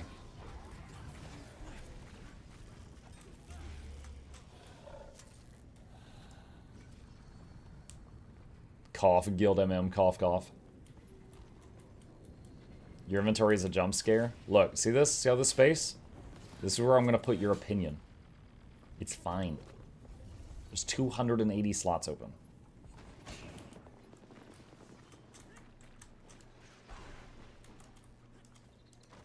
I use that joke every other day. On the even days, I say your mom.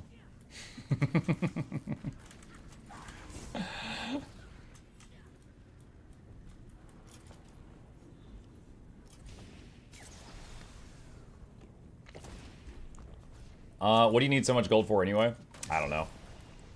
I mean, getting your first couple hundred gold is game changing. It's like getting your Skyscale, getting your Griffin, stuff like that. When you start getting into the thousands of gold, you can get things like, you know, infinite access to my bank from anywhere in the world. Like, this is amazing. That is going to cost you a bit. But once you, like, after that, there's not really any, like, insane stuff except just, like, super rare fashion items.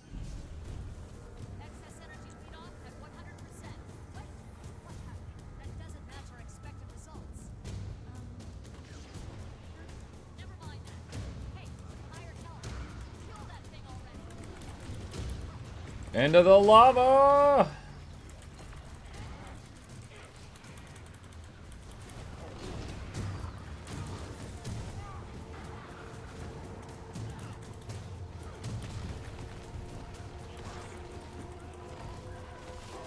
Where to get infinite bank access? Alright, this is super endgame talk right now, but I'm going to answer your question. There's these really rare things called contracts that drop from Black Lion chests. Any of these contracts, like this is infinite access to the Black Lion merchant. This is infinite access to the trading posts. This is infinite access to a barber shop. This is a bank. If you use one of these, it becomes an infinite access item in your inventory that's no longer tradable. But while it's still tradable, they're really mucking expensive, which you can see right here.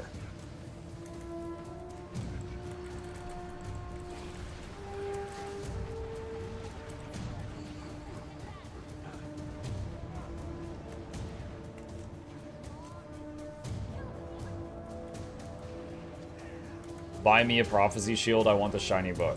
First time chat. First time chat. Your first time in my chat and you yell, buy me a shield. Oh my god. My 13-year-old has better manners. Buy me one too? Oh my god, scum. Scum.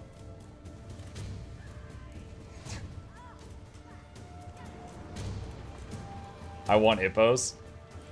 Ippos isn't tradable. You gotta make Ippos. Flameseeker shield is tradable, but no. People asking for shields today? Yeah, I guess. It's giveaway Guild Wars Shields Day.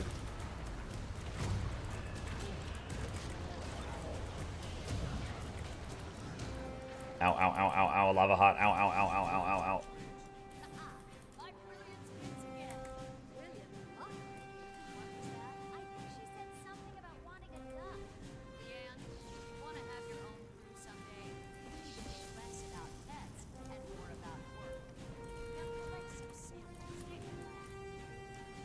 Hello there, good evening. Hi, Exor. I now have Wizard Hat. Universe back to normal. Congratulations, Hedgie. Mike, I hope you're well and everything goes well. Please buy me a shield of butter. Hi, Nintendo. Notice me, Daddy. I see you, Juz.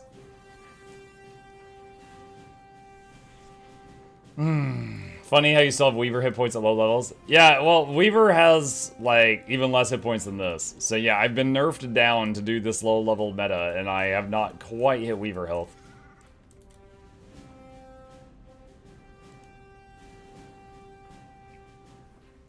How conflicted is Aurene? Imagine calling a gun as an argument. She's violently American. Put on the wizard hat. I'll do it for a bit.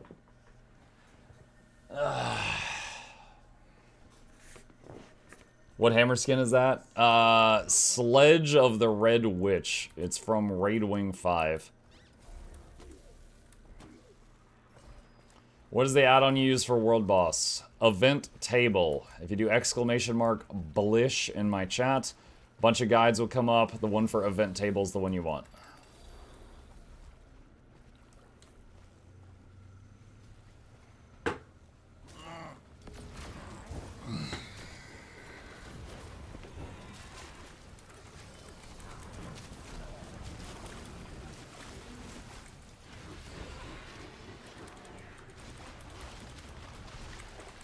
What is this? Shadow Behemoth. It's a open world boss in the human newbie zone. Basically, there's all these portals to the underworld. You close them, and then big angry shadow monster spawns.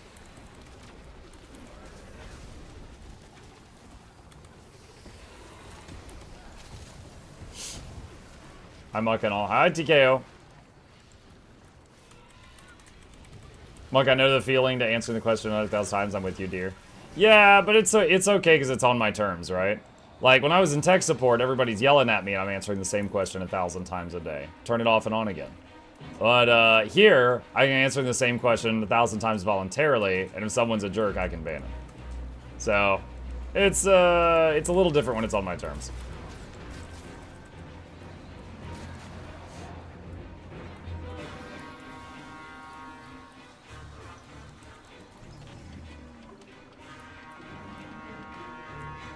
I need 750 Mystic Coins to finish my trinkets. Oh, is that all? Make sure you get the ones from the Wizard Vault, I guess.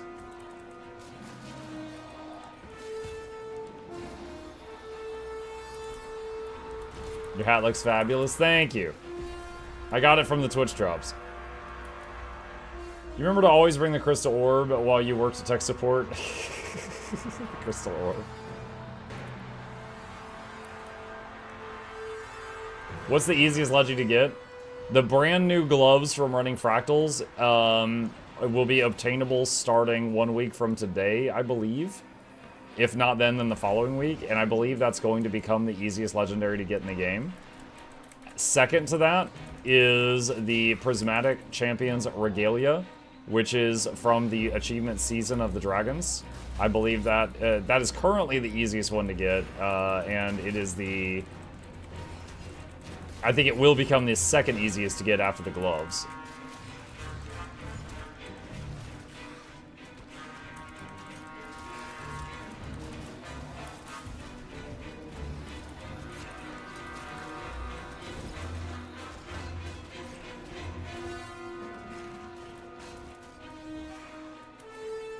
Is it permanent event or timed? Permanent. But the event entails using a feature that is a beta in the game, so if they ever have to take that beta down to do work on it, there will be a pause where you can't work on the gloves. But right, they said it's going to be a permanent thing.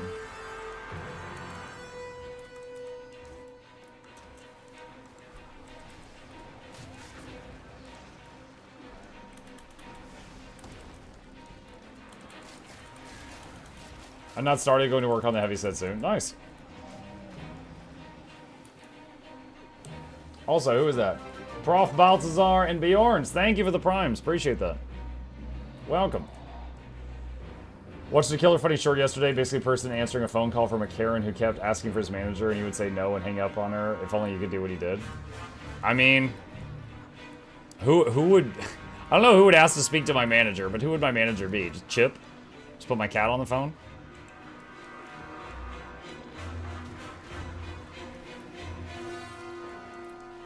They'd be like, I don't like your boss. The Chip would be like, did you try slapping him off the table?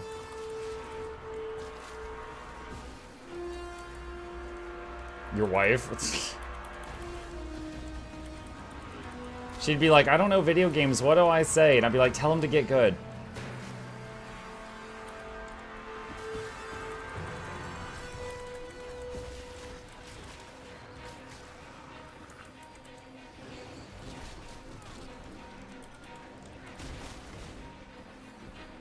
Skill issue. I really like the running joke that one of the nonsense words that Hornet from Silksong yells is "get good." Have you guys seen that? She says something like "get good" or something like that as like one of the made up words she yells in combat, and people just make memes that she's screaming "get good" at the player.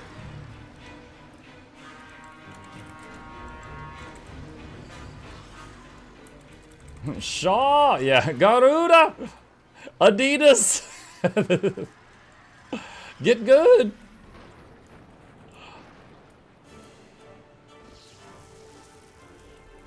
Is it Tequaddle time? I need Tequaddle. Soon. I could just head there a little early. I need Tequaddle to finish one of the achievements with the dust. I want to check it off. I don't really need the achievement done, but I want it done. There's something in the water. Hornet did that in the first Hollow Knight too. Yeah, when you would fight her. Muck's wife put him in a pool and removed the stairs. Would you use an AI version of yourself to keep streaming so you can go on holiday if you could? There's... Okay, first of all, let's say I embraced using AI for literally anything. I would get a lot of kickback, right? There would be a chunk of my community that would be like, Muck is dead to me. That would be like content creator suicide. So like if I was going on vacation and I didn't want to stream, the easier thing to do would be to run reruns. I'm sure some of you, at least in passing, have seen people streaming on Twitch and it's like a rerun episode. If I really wanted to, that would be the thing to do, not AI Muck. Now, I've never done that. Like, when I went to Seattle to keep the streak alive, I streamed just, you know, from my phone in the hotel room. There was one stream I did where I was just talking into the phone and talking about how the trip was going and stuff. And that was something we did just to keep the streak going. Is Guild Wars 2 worth playing with 230 MS? In my opinion, yes. And there is some builds that you rely heavily on just like auto attacks, and you can play one of those so that you don't have to stress too much about the MS, in my opinion. Let me see, recent broadcast. Looking for... Here we go. Here we go. So here's all my past VODs. This very sensual one of me laying in a bed talking. This was the one from Seattle that I did to keep the stream alive. Yeah, so the streak alive. So I can still say I've streamed every day for 7 years, because I did this there. And then we were back to normal after that. I enjoyed the phone stream. Yeah, it was fun. But I definitely need something to talk about, because like, when I was like on the phone, I could barely see chat. It was like, I could only show me a few lines. Like, for example, Roy was in the chat and trying to talk to me, and I didn't realize until he'd basically given up. I could barely see chat on the phone, so I needed stuff to talk about. But that day, I had a lot to talk about. So, I just talked about, like, how the whole meet and greet went and stuff like that.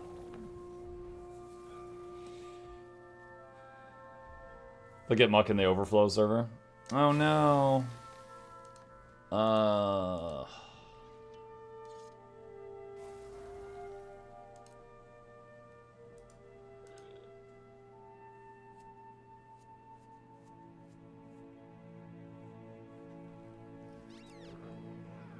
Alright, I'm on a map with people. How long does it generally take to generate an API key? To just generate one? A couple seconds, I think. Muck, is Untamed actually harder to play than Soul Beast, like people say? I think they're both pretty easy. Like, there are some classes that have a lot of, like, pain in the butt to them to play, right? Weaver, Catalyst, Engineer with a lot of kits, stuff like that. I don't really think Untamed or Soul Beast are that bad. When you begin streaming, do you feel like you talk to a wall? Oh yeah, absolutely. Like, when you start streaming, if you're starting from nothing, you're gonna have 0 viewers. And you absolutely have to practice talking to no one. And then, after the stream is over, here's the thing. What I want you to imagine is like, what if someone watches this VOD later? You know, you want it to be as entertaining as possible. When funny thing happens, laugh out loud, show it on your face. When someone surprises you, look shocked, show it on your face. At the end of the stream, even if no one's there, thank people for watching. Say that when you'll next be live and you'll see them next time. Stuff like that. Make it so that if someone watches the VOD, it seems it's decent, right? And it's not going to be perfect. You're never, if you wait until you can make a perfect stream, you'll never get started. But afterward, go through the VOD and clip things, funny things, educational things, whatever, and put them on like YouTube Shorts, things like that. Those are going to be the #1 thing that gets people to find you, because Twitch is a kingmaker system. For better or worse, it's rich get richer. Like, look, here's the Guild Wars 2 section right now. Now, I'm really known in the community, so I'm up here on the first row. Fireball Annie is pretty well known. I don't know these three, but they're doing quite well for themselves. But if someone wants to just watch a stream for drops, what are they going to do? They're going to click one of these like first 2 rows. It is rare that they are going to scroll down, wait for it to load more, scroll down, wait for it to load more, scroll down, and get down here, right? It is rare that they're going to get down this far. Now, that's not to say that these people are doing anything wrong, but the discoverability on Twitch is crap. So if you are wanting to try streaming, you use videos and short form content to catch people's attention and find people that would like you, and then use that to drive them to your channel. Like for me, you know what, just for fun, anyone who's willing, type in the chat, did you first find me for the first time? Did you meet me on YouTube or Twitch? Where did you first encounter Mukluk? And I'm willing to bet it is a very large percentage YouTube. Yeah, I'm seeing a couple of Twitches scroll by, but it is like, my basement, I have not been in your basement. So it's like 90% or more YouTube. And it's videos, right? So videos, shorts, things like that. And then, you know, when drops are going to happen, I make a video that says drops are coming. And yeah, you know, granted, some people will be like, oh, shoot, thanks for the video, Muck. Teapot's my favorite. I'm going to go watch Teapot. Yeah, that's fine, whatever. There's a large percentage of people that'll see the video, and then they'll come watch my stream, even if they just want the drops, and that still helps me out. So, yeah, I mean, that's even true for me today. Like, me being at the top of the category in Twitch doesn't get me more views from people that aren't on Twitch to begin with. I still have to, like, drive traffic over to Twitch for that to happen. Noxxi rating you. Noxxi's got good taste.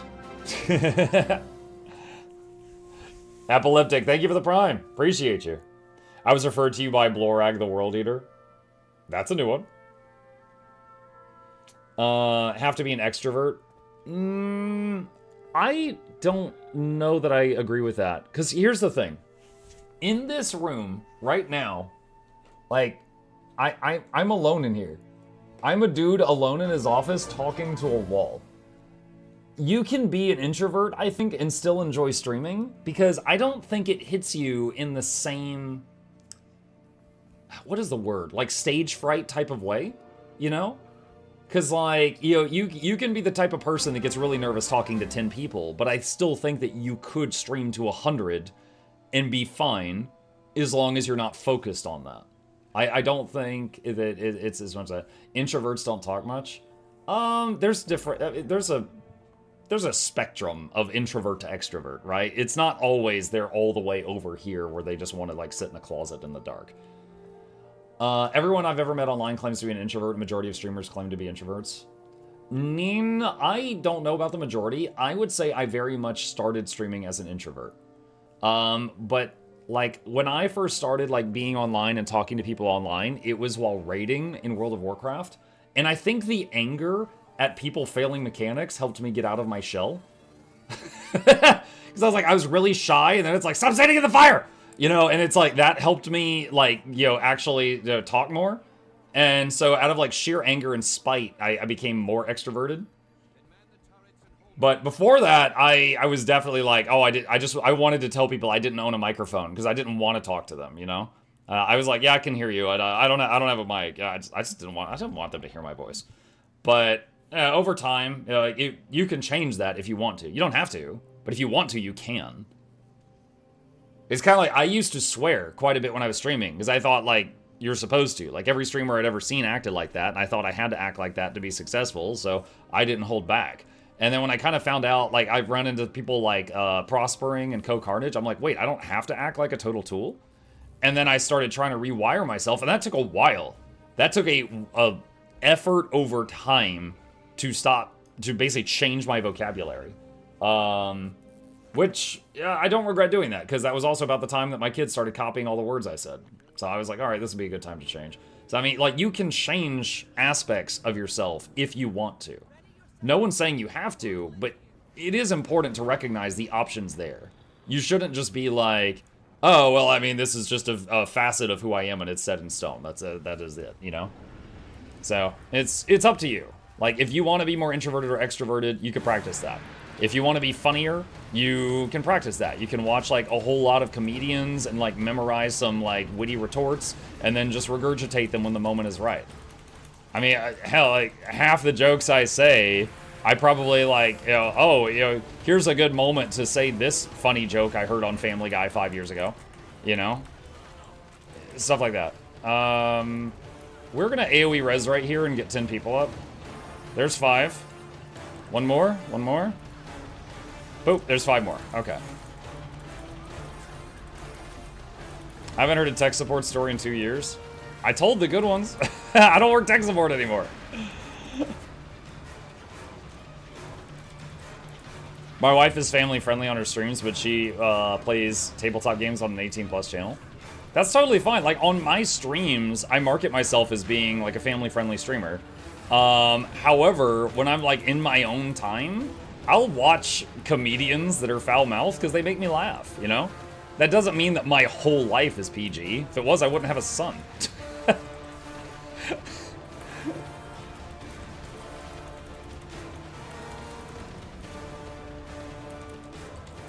You a Bill Burr fan? I haven't seen his stuff in some time, but I've seen a lot of his old stuff, yeah. I've enjoyed some of his stuff in the past.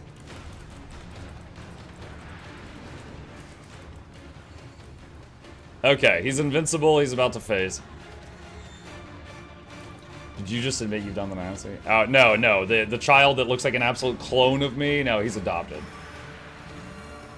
I work in retail store for the first time ever now, and I already hate dealing with customers. Oh, yeah.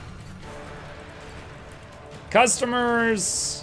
Dude, I try to teach my kid all the time, like, look, you know, when you're dealing with customer service, like, it is totally okay to be like, you know, excuse me, sir, sorry to bother you, you know, got my order wrong, can I get this fixed?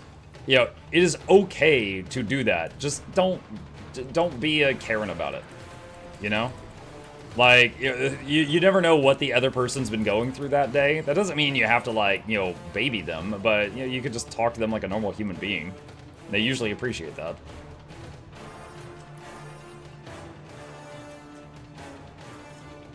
Clearly you went to a Build-A-Bear workshop and had them assemble the correct parts to make Mini-Mug.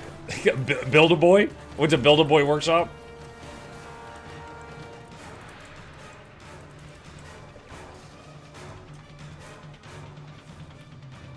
AoE res. Oh, well, they all got up before that went off.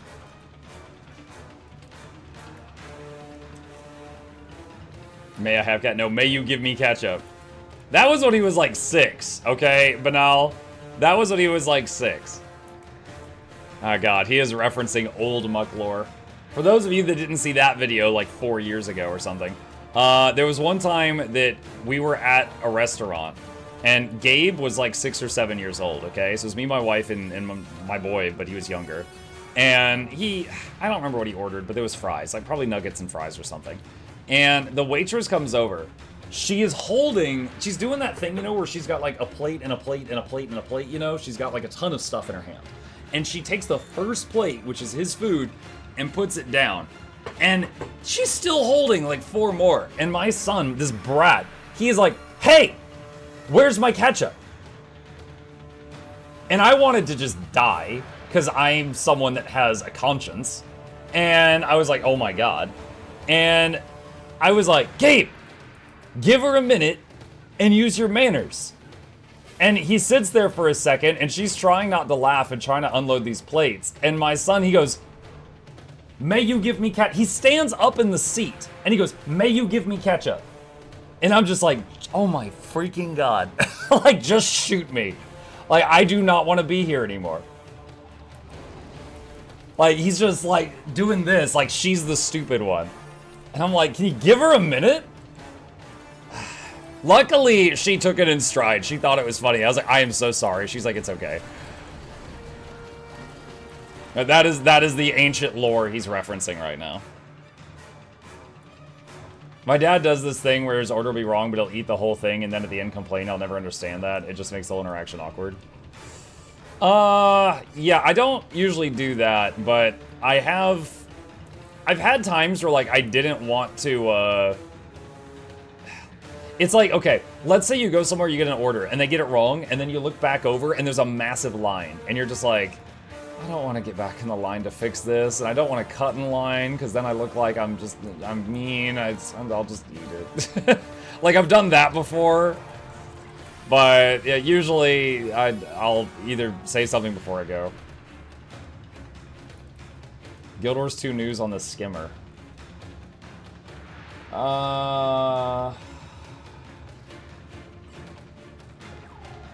This is probably worth a news video. Okay, thanks. Let me know if you see any other news in the near future. Afternoon, Muck. Hi, Sethra. Sorry, Jennifer, I tried to help, but Muck missed it. What? Jennifer mentioned there's a new Skimmer blog post. Yes, I just got it. Yes, thank you. Should do a giveaway with tomatoes to give catch up for the fries crowd. Wow. I'm loving this game. I'm playing Bladesworn in Living World Season 2. When can I unlock more specializations? Hello, Ruha. So specializations are simply unlocked with hero points.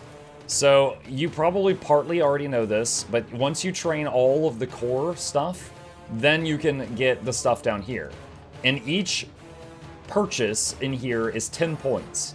However, each hero point on the map, these things that are in expansion areas, give 10 points each.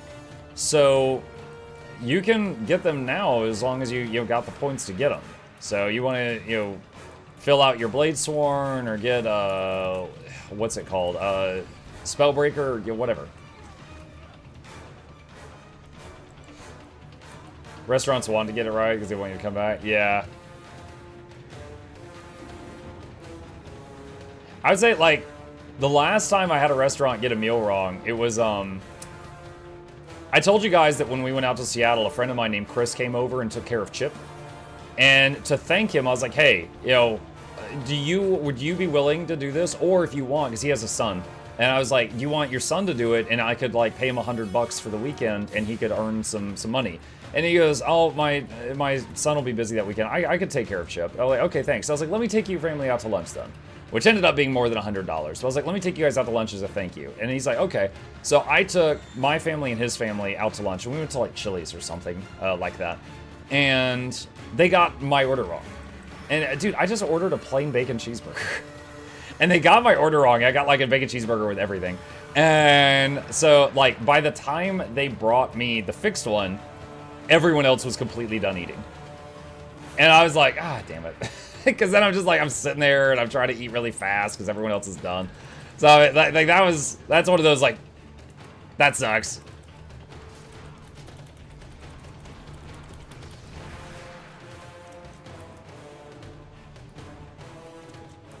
Hey, when that happens, yeah. The thing is, like, my taste in food is pretty boring. So usually I just get it exactly what it's on the menu, or I'm just like, yo, cheeseburger.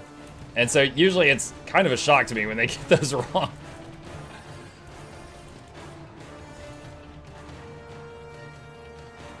Lambkill says VIP, damn it. Do you know who I am? kind of a brat based on the messages I've seen so far. What's up?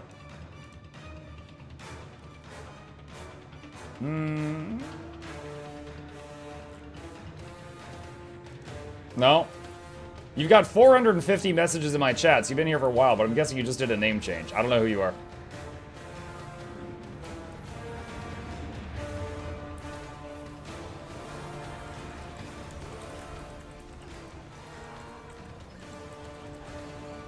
No, I mean that should have been you aligned with the food.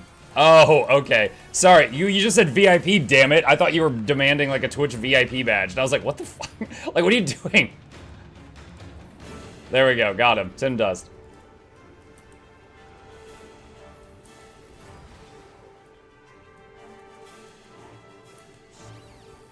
VIP that guy?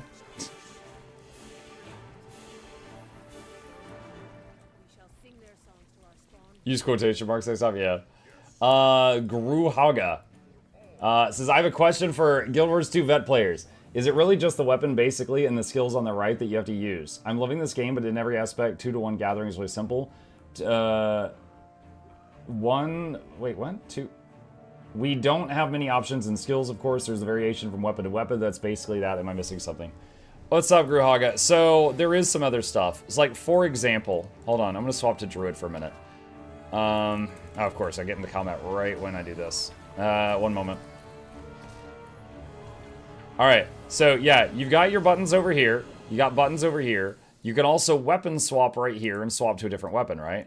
But then Druid can activate Avatar and swap again. So I've got a third set of weapons here, and that also flips over the glyphs and changes them to different skills. Lots of classes have weird mechanics like that.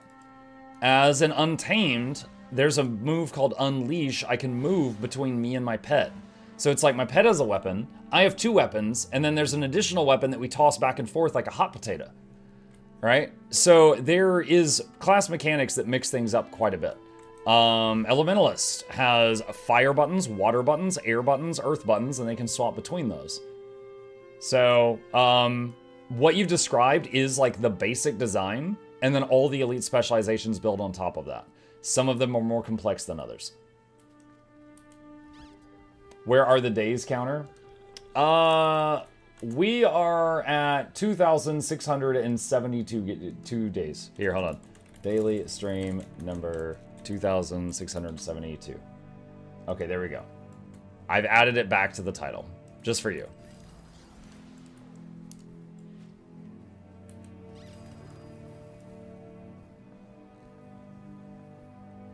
Also, semi-relatable tangent, I often order drinks with no ice just because sometimes I don't drink fast and I hate watered down drinks, so it feels really petty for me to correct a drink request. I just drink faster, make sure there's no ice next time. Yeah. I'm about to buy a prototype fractal capacitor by selling pristine fractal relics for normal ones. I need to buy 69 bags to get 1350 relics. Nice. I'm the weird guy who orders something different all the time when eating out, so wrong order isn't too bad for me as long as it's not spicy or notably less quantity of food. Yeah. I mean, like I said, most of the time I just get like the default thing. Like, for example, if I go to Zaxby's and I just get like the basic meal, which is like chicken fingers, fries, garlic toast, and coleslaw. And the only change I usually make is like, hey, can I substitute the coleslaw for more fries? And they're like, yeah. And like, they'll do that. They're fine with that. But very rarely they'll forget like that one thing I requested. I'm just like, are you serious? It's the only thing I asked for. I want more fries. The new Skimmer stuff looks good, Muck, including mounting in combat. They'll probably work like the Warclaw. Possibly. We've got mounting in combat for Warclaw and for the Skyscale. Do you think Visions of Eternity is also going to feature rift hunts and a convergence like the current expansion and previous one, or will they introduce a new mechanic? I don't know. I would say it certainly could, right? Because the last 2 expansions had rift hunts. And the last 2 had convergences. There were no strike missions in Janthier, but there were strikes in Soto and EOD and Icebird Saga before that. So they could bring strikes back. I don't know. Does Fluke Girl still come around? Oh yeah. Yeah, on Monday night, I played a multiplayer game with Nogdog and Flute Girl in chat for like 5 hours. Chat was tormenting us, her especially.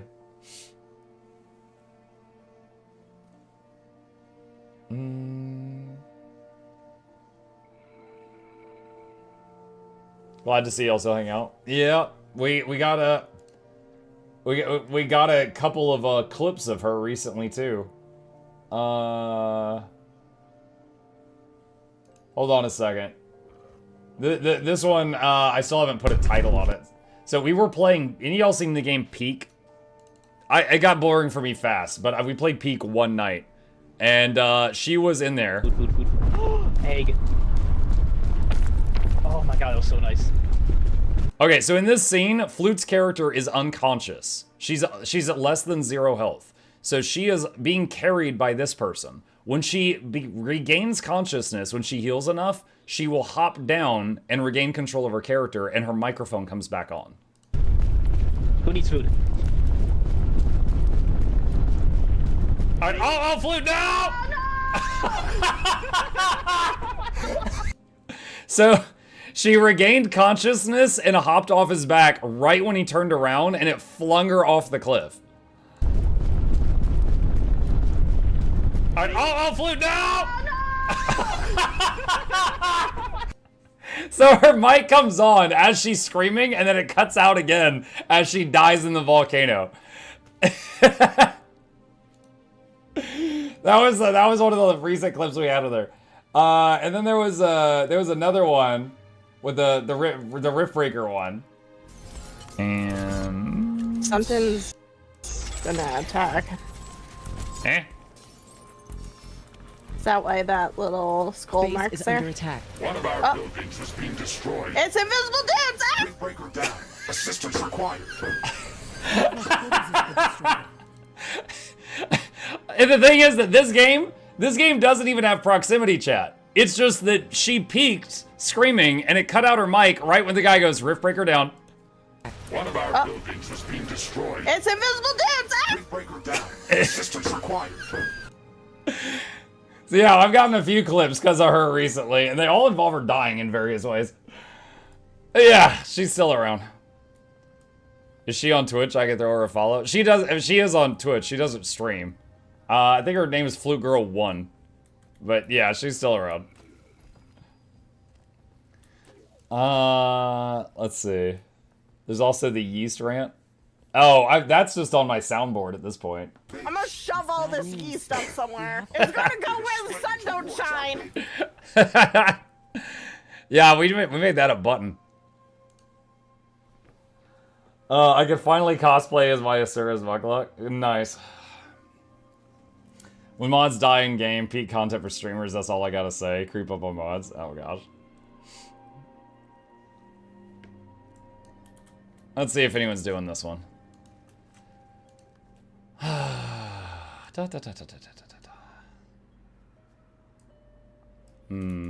it too early? When does it start? Oh, it's like 12 minutes. Okay, it might be too early. Is there something else between now and then? Choya Pinata. Let's see if anyone's doing this. There's a sub called Perfectly Cut Screams. Like, what is she saying after invisible? She's saying, she said, it's invisible dudes, and then it gets cut. Because it was like a wave of invisible monsters, and she didn't realize until she was like surrounded. Whatever happened to the website ad? I still have it. We bring it up from time to time. Mike, what is your longest attempts of a single player game boss?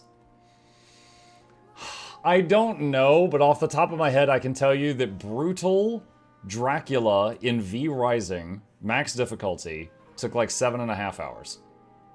I'm pretty patient when it comes to trying a boss over and over and over and over and over.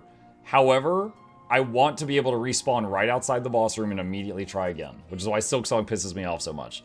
Because you have to like run back miles. What's the event mod that automatically moves your map? Event table. If you do exclamation mark Blish, there is a bunch of videos that'll come up. Event table is the one you want. Was that longer than Adam before they tweaked it?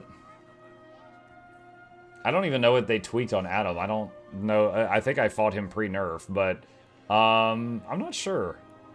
Adam might have taken me longer. I will say Adam took me longer on normal mode than on brutal mode, because on normal mode, it took me ages, but then on brutal, I had already learned the fight, and then it was just a little bit more, right? But Dracula on brutal had entirely new phases. Are drops active? Yeah, they've been active since yesterday. I request the plushie ad for the next one. Sure, I can do that. Hang on. I'm trying to think of what else. What was his name at the end of Elden Ring? Radon? That took me at least one whole stream. So at least like 4 or 5 hours I spent on Radon, the Elden Ring DLC boss. I killed him though. I got him. Melania only took me a couple of attempts. She was that I found out the reason that everyone says Melania is tough is they try to fight her like naked while holding a stick. If you use all of the tools available to you in Elden Ring, she's really easy. I killed her so fast.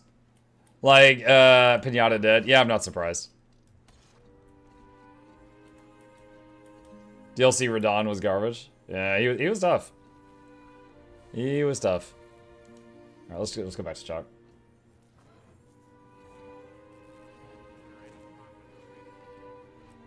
Yeah, Promise Consort Radon. Yeah, it took me at least one whole stream, so it's 4 to 5 hours minimum for that one. How long did Lies of P DLC final boss take you?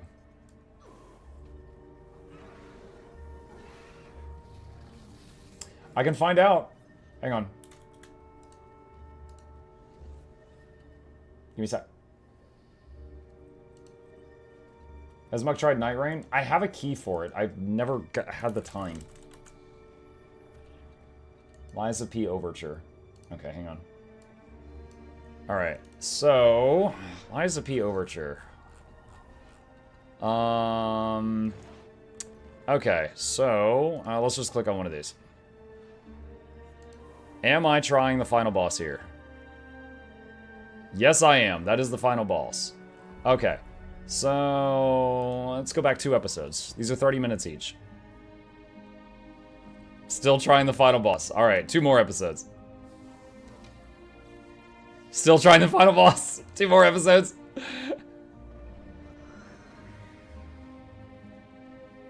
Still trying the final boss. Oh god.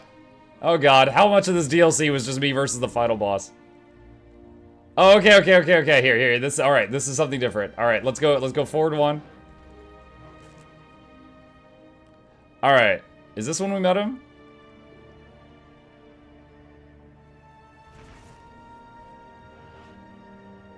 Oh yeah, he had that amazing cutscene too. Yeah, dude, this guy was like Joker if the Joker was written by an actual psychopath. Yeah.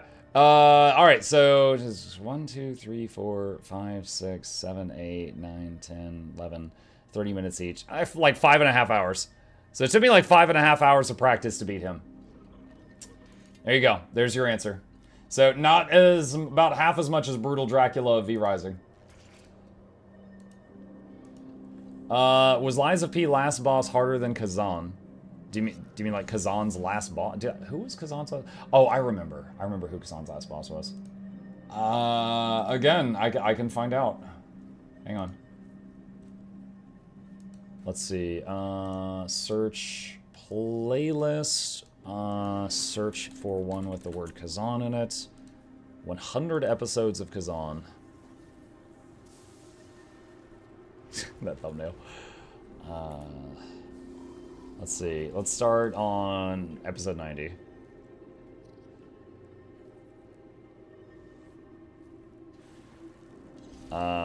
This is just like random stuff. Oh, I had the beard for this. Alright, 92. I was bearded Kazan. Is this the boss fight? Okay, yeah, this is part of the boss fight. So, alright. At least 4 hours?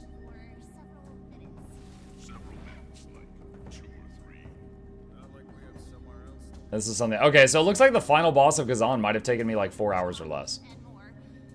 So it was not that bad compared to some of this other stuff that we've been talking about. Yo Mug, small tip in the event table, you don't need that much info to the left of the line. In the setting, look for history split and drag it left. Okay, let me take a look.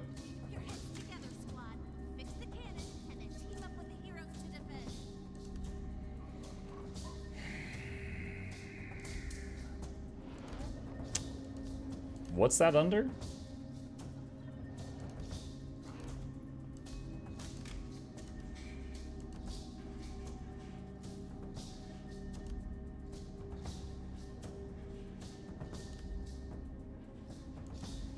All right, I'm tired. Let's see.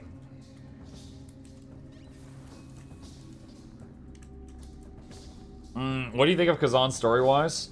It was a lot easier to follow than most Souls-likes. You know how in Elden Ring or Dark Souls, you kill a boss and his name will be like, you know, General Richard the Booger, and then you kill him, and as he dies, he's like, oh, Lady Rosabelle, I failed you. And he dies, and you loot him, and then he has a ring, and it's called Broken Promises, and you're just like, what? And then you have to go find some YouTuber that knows, like, the entire lore of the ring and General Booger and Lady Rosalia, and he explains it to you over, like, an hour. That was not Kazan. So, like, Elden Ring is like that. Dark Souls is like that. Silk Song is like that, right? Kazan made sense. Kazan, there was a very clear, coherent story, and it was, you know, you could follow it. And, you know, whether you liked it or not, whatever. But I liked it. I thought it was pretty good, and you could follow it. It was a very followable story. Lies of P was also in the cryptic category. Streamer, did you learn your rotation, or do you do it based on emotions? Depends on what I'm playing. This, I know the rotation for this. Event layout fourth from the top. It's fine, but it's okay. Skimmer news article's out. Yeah, we'll get to the Skimmer thing. I'm waiting a little bit because lately there's been a thing where, like, you know, new news comes out. Is that a boga flying? It is flying. For a second, I just thought it was absolutely massive over there. Lately, I've been doing the news, like, as soon as I see it. And then what happens is then they release more news, and I'm like, oh, it's too late. I already recorded the news video. So I'm giving them a little bit more time to make more news. What do you do after getting all the Leggy from the game? You unlock Nightmare difficulty, and you can go on to the next Guild Wars server. You just, whatever you want, man. You just play for fun. Getting all Leggies will take you, like, a year minimum. When using the event table, how do you autofocus on the location directly from the table? Blish HUD, event table, settings, event areas, behavior, left click action, navigate to waypoint, accept waypoint prompt. I got an email inviting me to the makeshift Discord. They know I'm bad at managing money. There's a makeshift Discord? I'm not even on the makeshift Discord. I just have like DMs to the like some of their, you know, creators, and I work with them. That's how you unlock Guild Wars 3? That's right.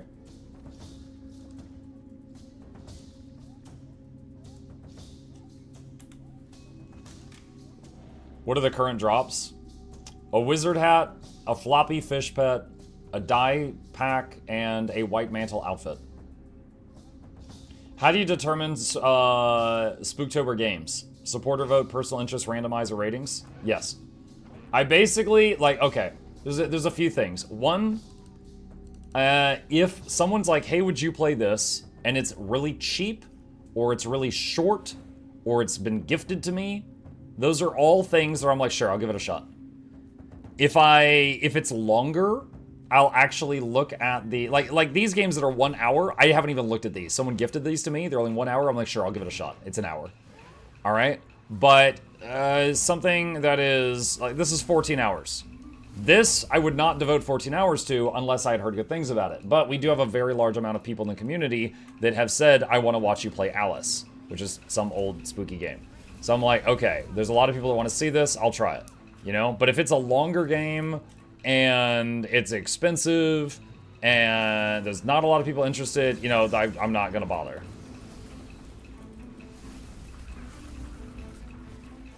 Alice, like Alice Madness? Alice Madness Returns. What about Rat Shaker? Rat Shaker, I looked at the trailer for it because you sent me that link. I thought that looked stupid as hell. So that one, I'm currently declining because I thought it looked stupid.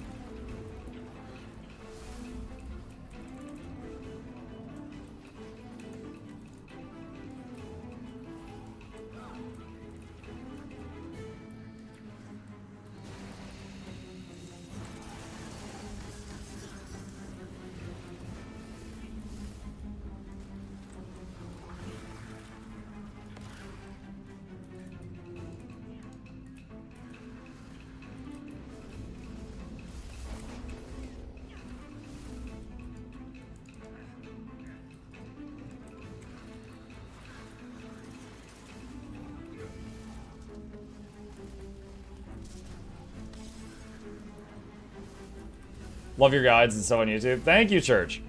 Play Neverwinter Nights. The first one? I did when it came out.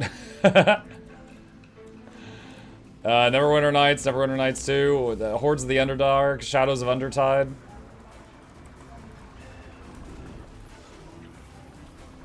Haven't played it recently.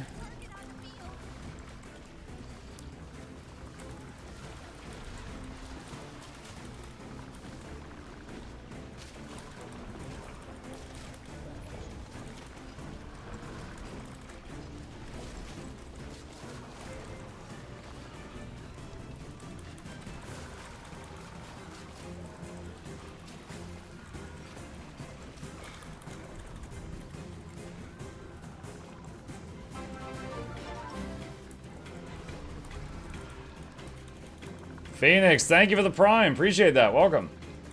You played Bard's Tale? I have not played Bard's Tale, no.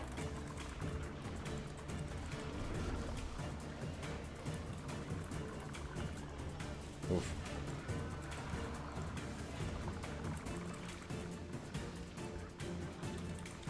I remember rage quitting Neverwinter Nights 2 during Act 2 or something because of that jerk Bodak encounter I could not get past no matter what.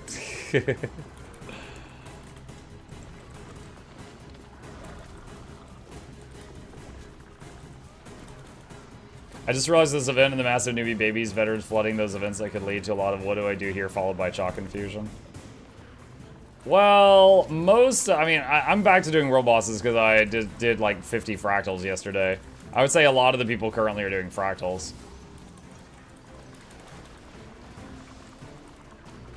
At least the chalk infusion's no longer in that necklace. You should play the Mass Effect series. I've played Mass Effect 1, and I thought it was fine. But there is a lot of people that have been telling me, you know, go play, Uh-oh, I'm touching the edge of the donut. Uh-oh, no! Dang, tail swiped.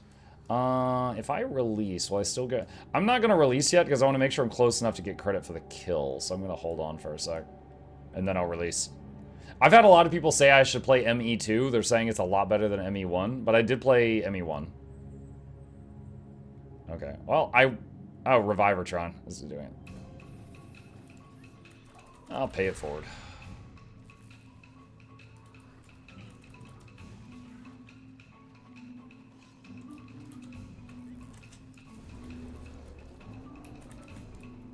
Oh my god, lag. I hit the dismount button like 4 times. I am connected to EU right now, and usually I get a little bit of latency, but right now it's bad.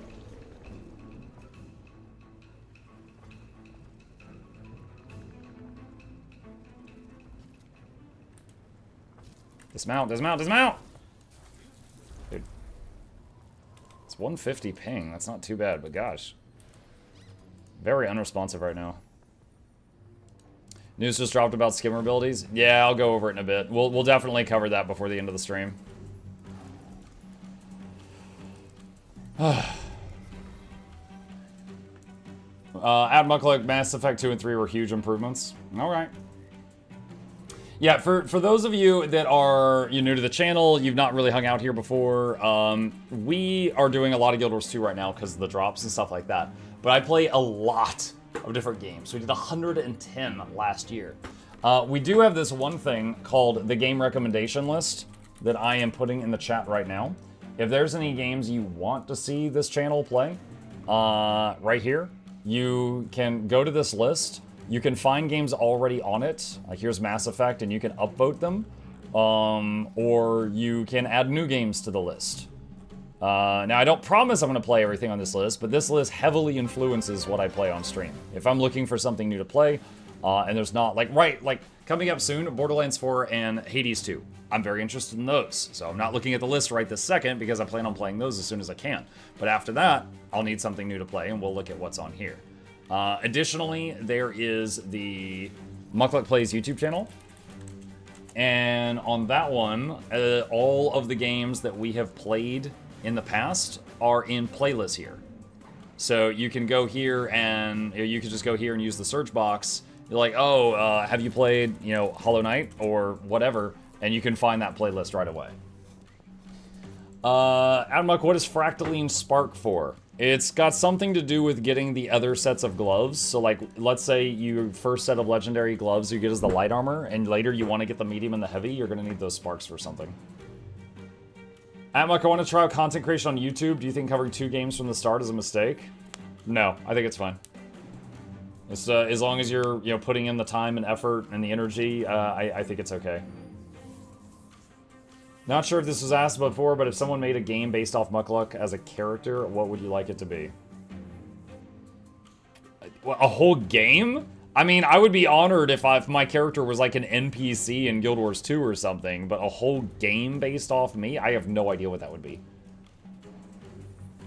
Quality of life for EOE, provide the pack laser technicians the tangle depths of JTech capacitors, reducing the charge time for laser. Yeah, that would be good. Somebody suggested RDR2. Yeehaw Skyrim.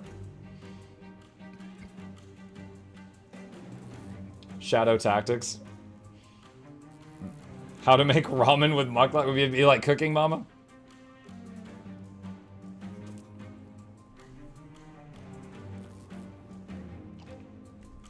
Wody, thank you for the prime. Game based on Muck would be a game about herding cats. Yeah, answering the same questions 100 times.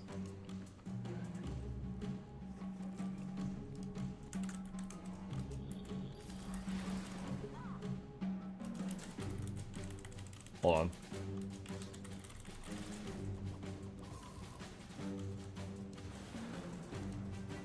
on. What elite specs are you looking forward to? Do you think any meaningful changes will happen to the ones you need help? I hope so. I hope so. Like, for example, Ritualist, I really enjoyed. But I was constantly having to explode my spirits, which felt stupid. It did not feel like a Guild Wars 1 Ritualist at all, because every time I summoned my spirits, I would just kill them instantly. I want to have them stay out. Instead of ordering them to explode, I want to just order them to do a command or something. So I would like that to get tweaked.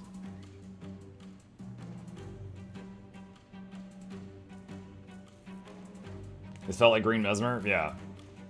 How many minions left to be sold? That's such a weird way of saying it. Currently, we are at 179 plushies sold out of our goal of 200.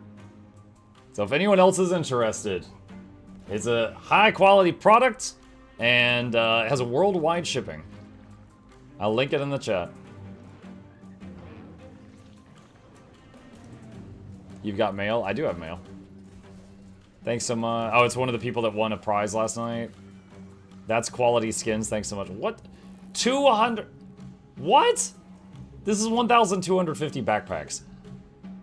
Why? I don't even know how valuable these are. I'll have to check.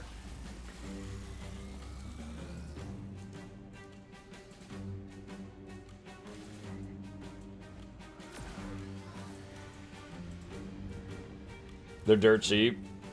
Since Guild Wars 2 cookbook is out, are you going to do a cooking stream? Dude, I burn cereal. No. No, I've been asked that before. Honestly, the most daunting thing is getting some kind of setup for streaming in the kitchen, which is at the other end of my house, would be a nightmare. I really don't want to redo my whole streaming setup in there for one stream for haha cooking. Get Gabe to do a cooking stream. Bring the kitchen to your stream. What? Just get like a portable grill in here.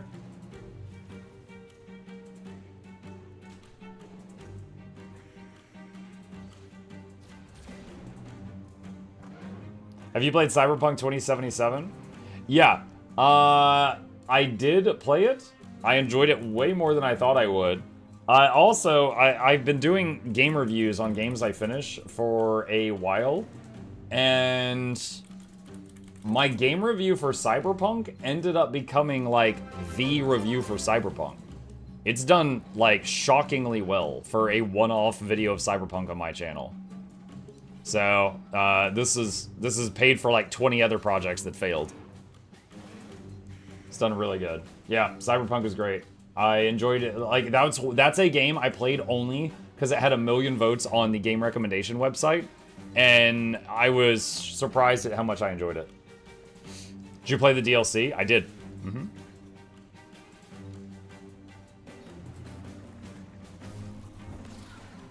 Tried to suggest Stray, not Stray Cat, but it will not allow me to add it. It might be because we already finished it. The game Stray that's about... Well, hold on. Okay. The game Stray that is about the cat, I did play, if that's what you're talking about. Have you played Witcher 3? Yes, but it was before I was a streamer, so I don't have that one recorded. Oh man, my voice is getting pretty rough. How do you get back into a game when you become burned out on it? I know you game a lot. Okay. I used to stream Guild Wars 2 7 days a week. 5 hours a night. I did that for a couple years, and I loved it, and I got burned out. So I took a step back. I said, okay, I'm going to do Guild Wars 2 just 1 day a week, which is Tuesdays, and then I would do it a lot on new releases and drops. And on the other days, I'm going to do different things so that I'm not burned out. So essentially, I played less of it to avoid burnout.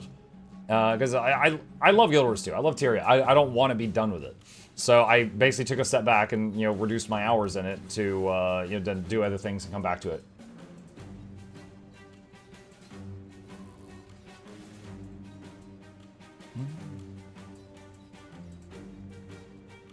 Any Baldur's Gate 3 enjoyers in the chat? We did 3 playthroughs of it. We played Baldur's Gate 3 as a good guy, Baldur's Gate 3 as a psychopath, and Baldur's Gate 3 for the golden dice. I've been watching for like an hour, but I haven't gotten the first drop. What's going on?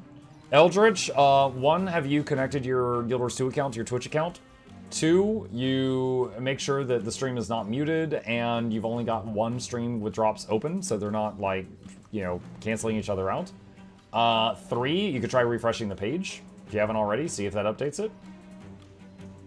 Do you still have somewhere ideas, votes to do for trying other games? I mean, yeah, we just talked about the game recommendation website. ! Game Rec at any time if you want.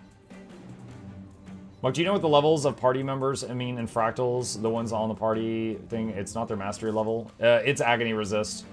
Yeah, it's Agony Resist. You need 150 Agony Resist to do a Fractal level 100. So most people will have up to or around 150. But all the fractals that are involved in the event, you can do with 0. Have you played Divinity Original Sin 2? It's funny you asked that, because that was literally the game I played the very first day I ever streamed, when I had 0 viewers. If you go to my oldest YouTube video, it's a 6-hour VOD of Divinity Original Sin 2. That's what I started with.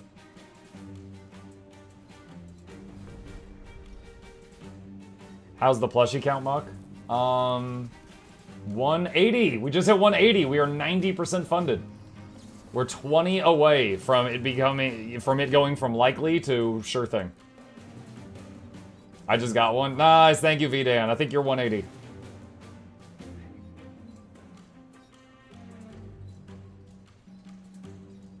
Is anyone unable to log into Guild Wars 2 today? I logged into Guild Wars 2 about close to 3 hours ago, and I've been in fine since then. What's after this meta? I think my wife is going to be bringing me lunch soon, so I don't want to get in the middle of recording the news video until after that. So maybe Octavine or something after this, eat lunch, and then the news video, and we'll go over all the news we can find. Usually when I do a news video, I check to see if there's anything new in the gym store, I check the Blackline ticket merchants, I inspect the preview window of Blackline chests to see if there's anything new there, check the blog post, check their Twitter, check their Blue Sky, all that stuff. And at the very least, I know that there is a blog post about Skimmer stuff. Did you get Pathfinder Wrath of the Righteous a shot? Mm-hmm. I played Pathfinder Wrath of the Righteous. I played Pathfinder Kingmaker twice. I played Warhammer 40k Rogue Trader, and I bring that up because it was made by the same people, which is Owlcat. I've had some nice interactions with people that work at Owlcat before. They're wonderful. They have got 2 projects coming out that I'm keeping an eye on, which was the Warhammer 40k, I think it was like Dark Heresy or something like that, and the game they're making in the Expanse universe, which I read the Expanse books and I really enjoyed it. They also had a TV series or like a Netflix series or something that was very well received. I did not see that, but I know it got good ratings. So Owlcat is cranking out quite a few things that I'm eager to play once they're out there.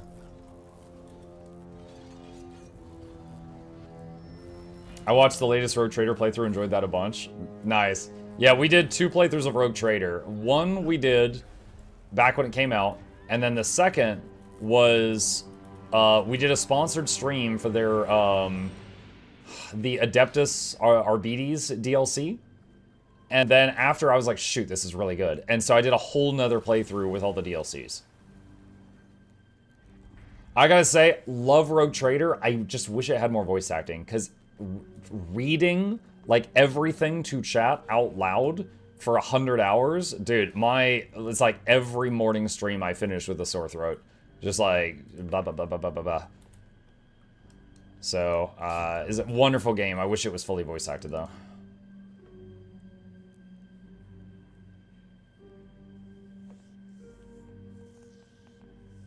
Any plan to play Hades 2? Yes.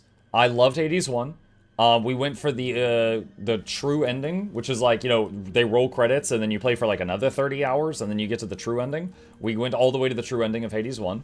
I played Hades 2 until we killed Kronos in the beta. I am absolutely interested in playing Borderlands 4 and Hades 2. However, I'm probably not going to get to them soon. October, I promised I'd try a bunch of spooky games. I don't like spooky games, but my community likes watching me suffer, so I'll play a bunch of spooky games in October like I promised. At the end of October, the new Egg Guild Wars 2 expansion comes out, so we'll be binging the hell out of that for a few weeks. Then after that, we'll start getting back into our variety stuff.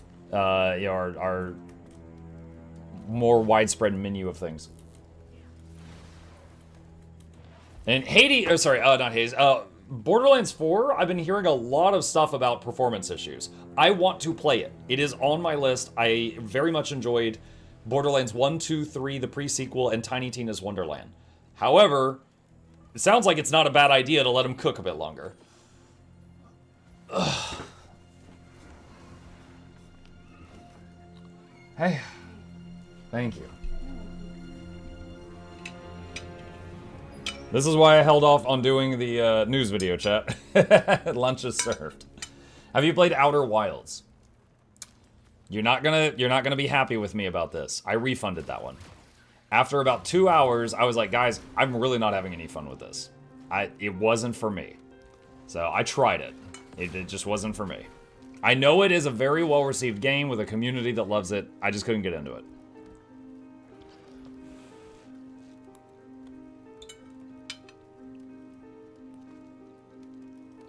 Factorio? Mm-hmm.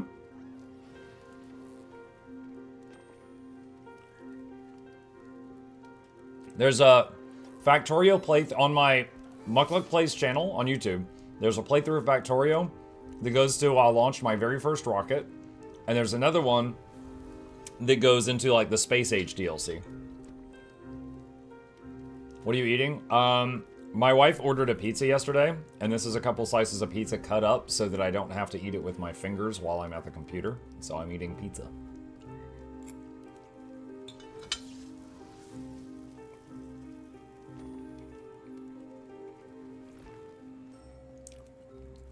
She cut it up for you? If I'm at the computer, yes. My wife handles a lot of the meal prep in our house. Like, I would not be able to stream as much as I do if it were not for her support. And stuff like, you know, bringing me lunch so that I can work through lunch and stream later rather than have to end the stream and go eat because my hands are shaking or something is something she does for us. Otherwise, the stream would be ending about now.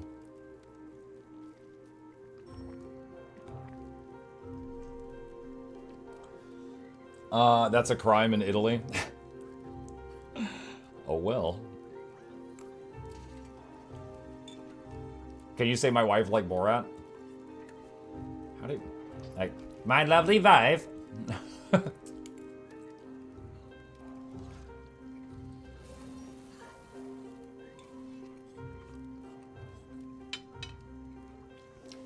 Any plans to potentially try Bannerlords in the future? I'd be happy to. We played Bannerlords during its, like an earlier build of Bannerlords, and it was a lot of fun. Yeah, I would not mind revisiting that. Would not mind at all.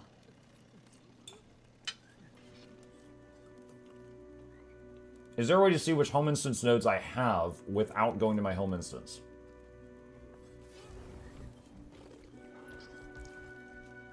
I don't know of a way to do that.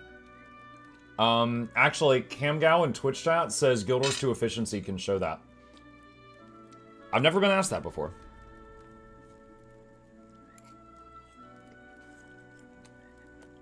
It's invisible dudes! Ah! Breaker down. Can you play while eating? I can, but right now we're waiting on this meta to start, so I don't really need to do anything. I'm just standing here.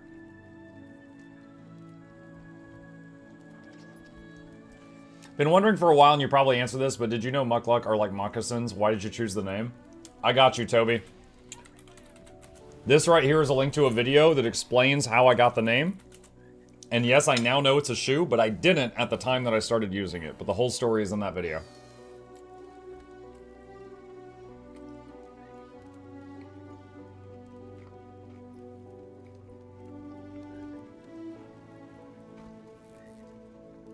Muck, are you being recognized on the streets without the beard? There's two separate occasions I've been recognized in public. One is when I went to Seattle, where I went to meet a bunch of you, obviously.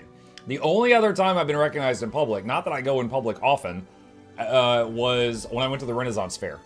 There was a guy there in armor that recognized me. He's like, "Are you Mukluk?" And I just started laughing. I was like, "Yep." That's the that was the first person that ever recognized me outside. But yeah, other than that, I usually just go to like the store or run errands or something.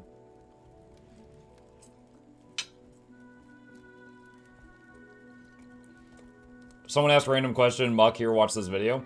Okay, the story, to properly tell the story of my name and give it all the attention it deserves takes 5 to 10 minutes. It's easier to link the video than hijack the stream for 5 to 10 minutes for that.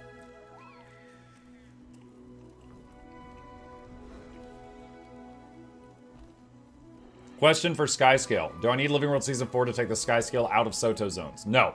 There's 2 ways to unlock the Skyscale for using it around the world. Is that Charizard? There's 2 ways to unlock the Skyscale for taking it around the world. There is a method in Soto that you can use to unlock the Skyscale for going around. Here is a link to the Soto method. But if you do the Living World Season 4 method, that will also unlock it for around the world.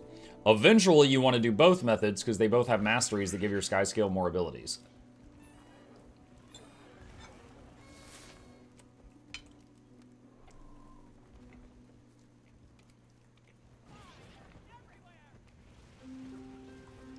Do we have to get Fractaline Spark multiple times for all Legendary Gloves variants? I do not know. And I honestly don't think anybody knows for 100% certainty right now. Unless they somehow data mined it or something. But I do not currently know.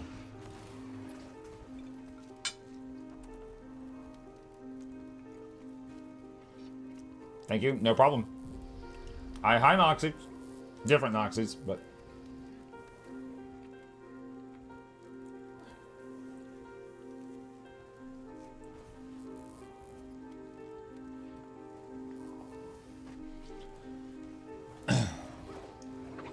Oh, a couple people saying you can get the Living World Season 4 Skyscale and then do Soto stuff to get the Soto Masteries without getting the Soto Skyscale. I didn't know that. I also know that there is that Soto Skyscale skin, the Cryptus Skyscale, that requires you to have the Soto Skyscale quest done if you want that. That's the really creepy looking one.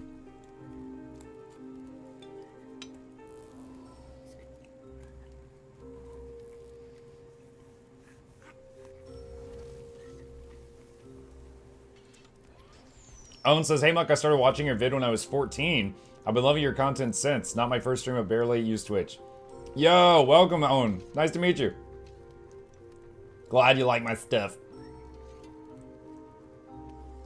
Can you quest for a Skyscale skin without paying for it? Yeah.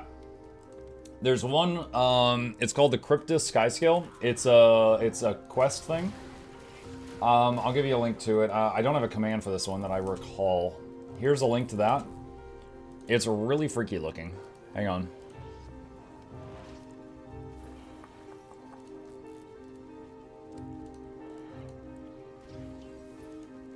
There you go. That is the Cryptus Skyscale. This one is a result of a quest in Soto, but you have to have the Soto Skyscale to do it.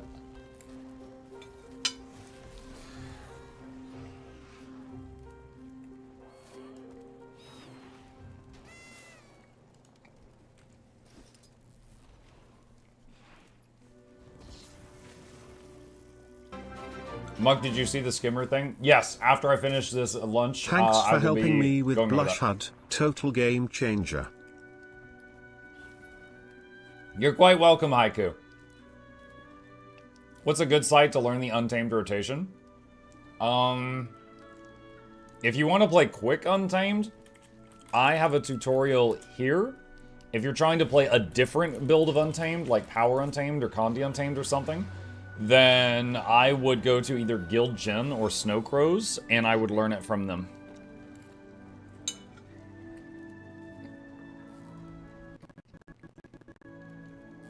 Lag spike.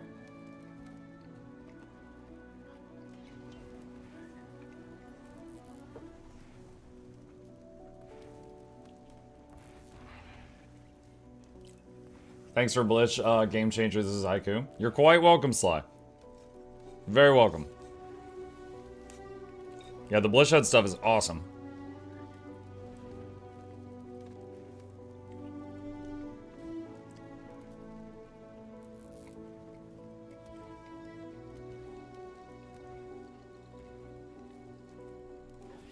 Is there a link to your list of daily easy gold farms? Yeah, exclamation daily is the video on how I get my money. Muck, what were you wearing in your Aurora guide video? What? I don't know. Hang on.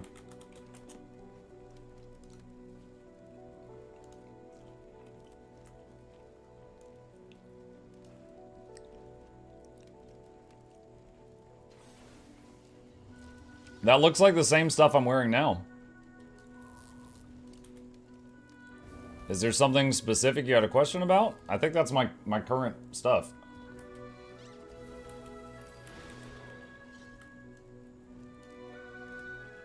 Yeah. Gloves.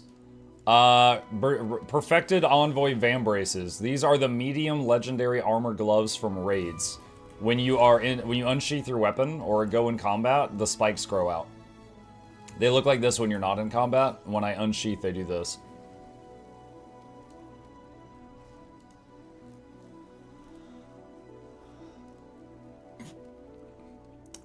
Changer says, you have a video on how to not let your partner use all of your gold for his leggies. He listens to you.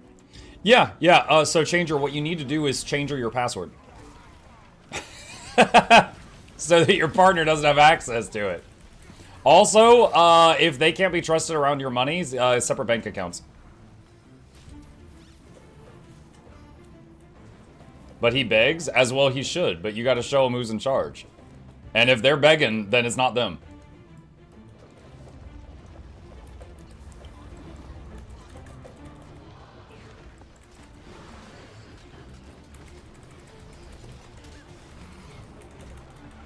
I'll tell him you said so. Okay.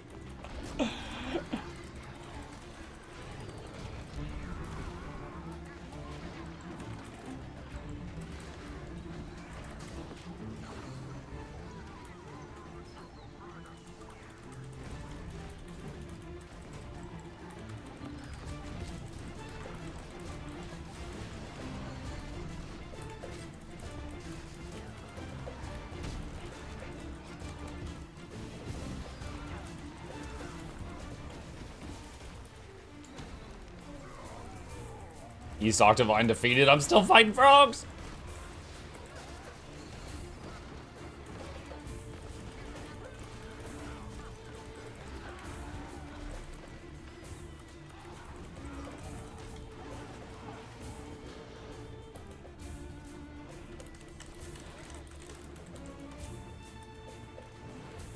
All right, where is it?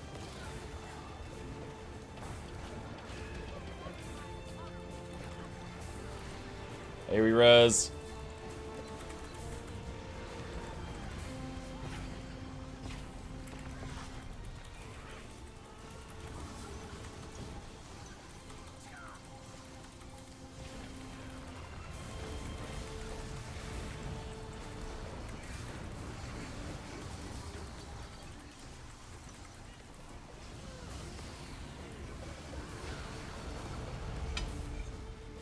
Think we got it.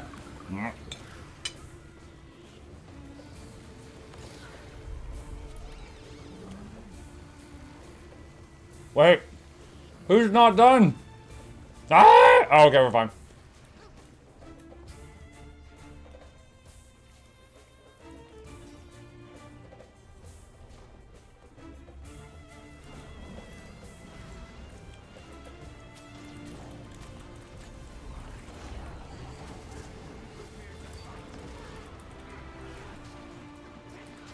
Wow. That's already a bunch of people that stood in circles. Whoa, lag. You know what? I'm gonna stand over here. I'm lagging really bad. I don't trust myself in the pile right now.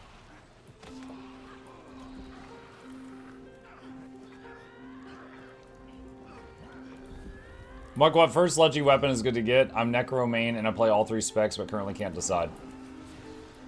Is there... Okay, well, you can choose your weapon based on function, like what weapon do you use the most in all your builds, or you can choose it based on, ooh, that's hot. You know, just the one that you think is looks the prettiest. So, like, for example, if all your builds use staff, it might be good to use a staff, because then you could use that on all of them, you know? But if you just think, like, oh my god, Binding of Hippos, oh, then maybe you go for Binding of Hippos first.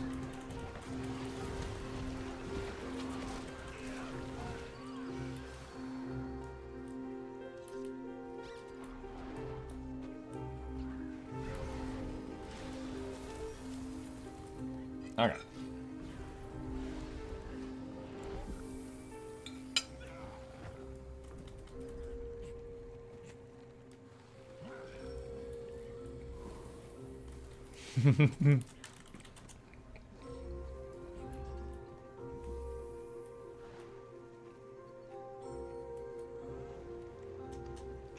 Someone mentions Binding of Hippos from somewhere else, happy muck noises.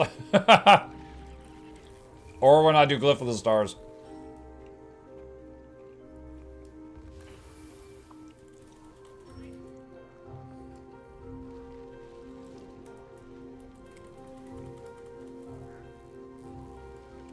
I wish I got Spirit Shards faster than I'm trying to make every legendary. I don't know who gave me the free will, but the second I learned what legendaries were, I started cranking them out, and I can't stay above 200 for longer than 2 seconds. Oh gosh.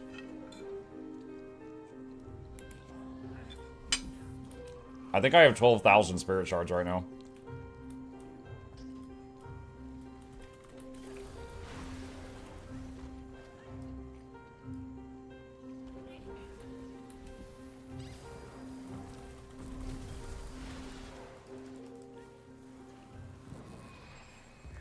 12,000. I think so. Hang on. Yeah, 12,189.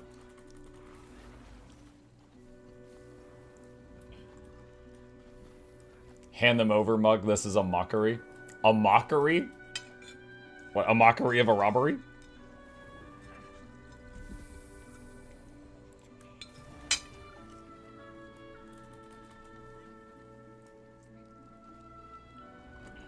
I don't know how people turn out leggies.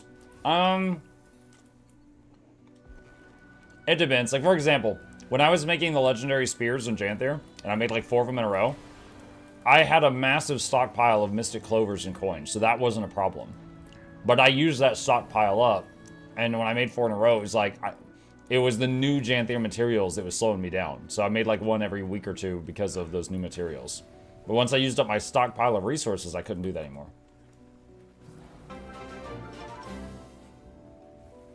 Is the infusion from Tarir still in the amulet? No, I believe the liquid Aurelium infusion just drops on its own and it's not in the amulet because too many people were destroying it. Why 4 spears? I kept 1, I sold 1 to make a bunch of money, and then I gave 2 away for giveaways. Just because I'm a streamer. Here, little story for the new bloods. This meta has an amulet that it would drop for years, and the amulet was called like Charged Quartz Orichalcum Amulet of the Exalted. And the amulet sold to a merchant for like a gold. But if you used an extractor on it, you would pull out a liquid Aurelium infusion, which players would pay 2,000 gold on the trading post for.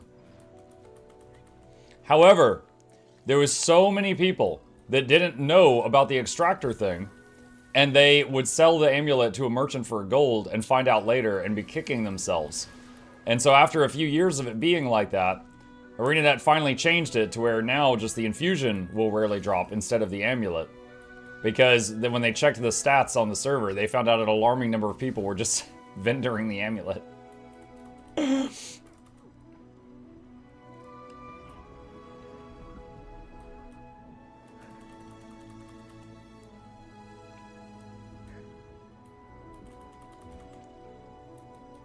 How do you get mats and mystic coins for leggies?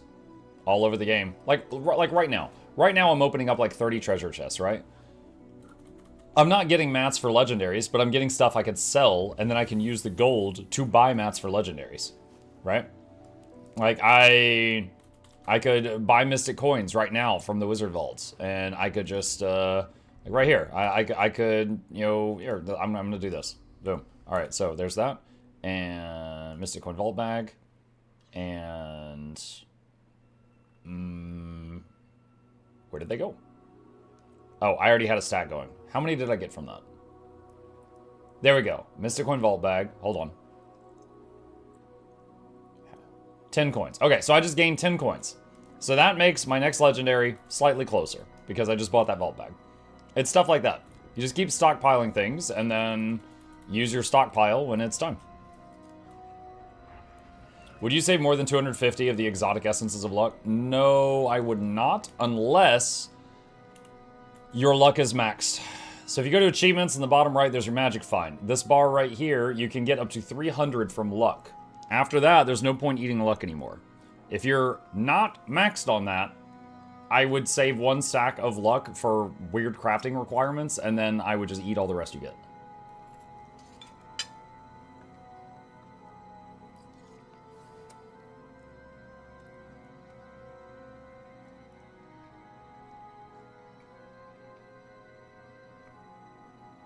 Alright. Last bite, putting this away, and then we'll go over today's news.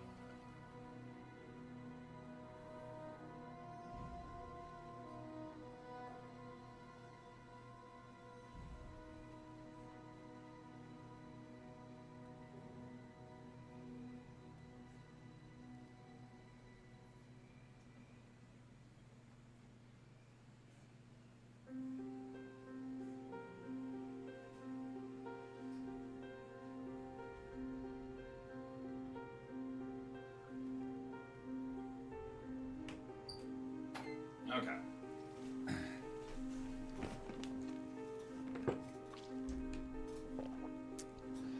Let's figure this out. Speaking of mat hoarding, is the storage package on the shop worth it? Yeah. Yeah, we looked at that the other day. It's pretty good value. Let's go to Mislock.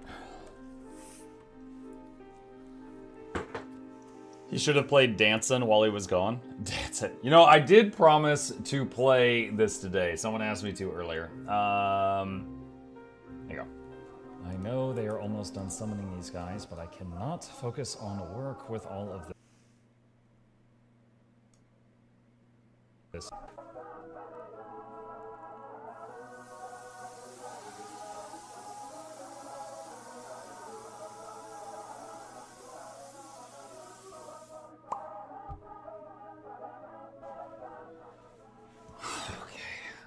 What the?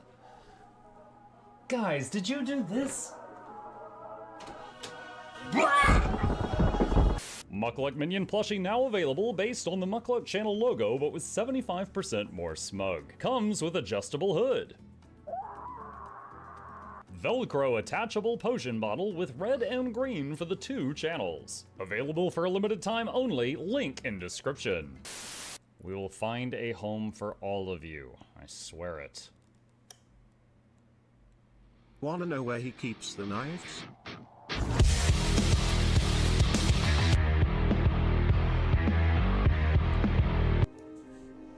There you go. Get a plushie. We're so close. All right. Let's get back up here. Actually, hold on a second. Let me go down this way. I need to check the ticket guy. Shade touched. Okay, this stuff I'm pretty sure was already here.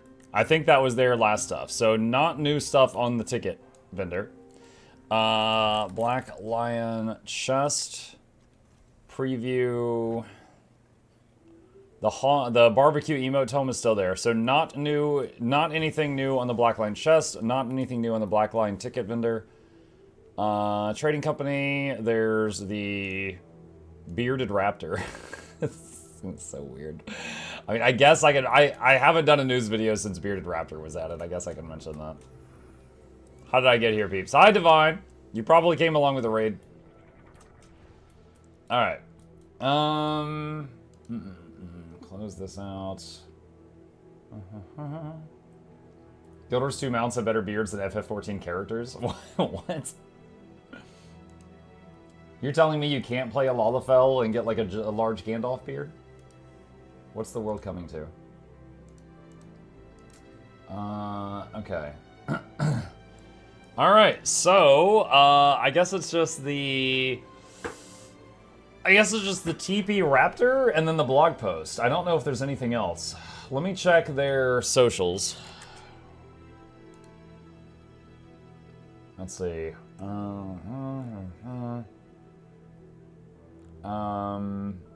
Yep, okay, so Blue Sky just has a link to the Skimmer thing. Let me check X.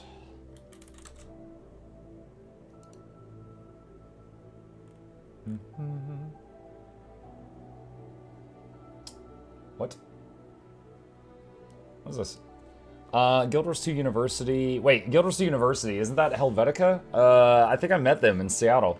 A community-run initiative that helps players practice, train, and progress their characters opens its doors for a special weekend full of activities, September 26th to 28th. Okay, I guess I can shout that out too. Mug, do you feel like hosting a weekly convergence run? We'll see. We'll see. Hang on a sec.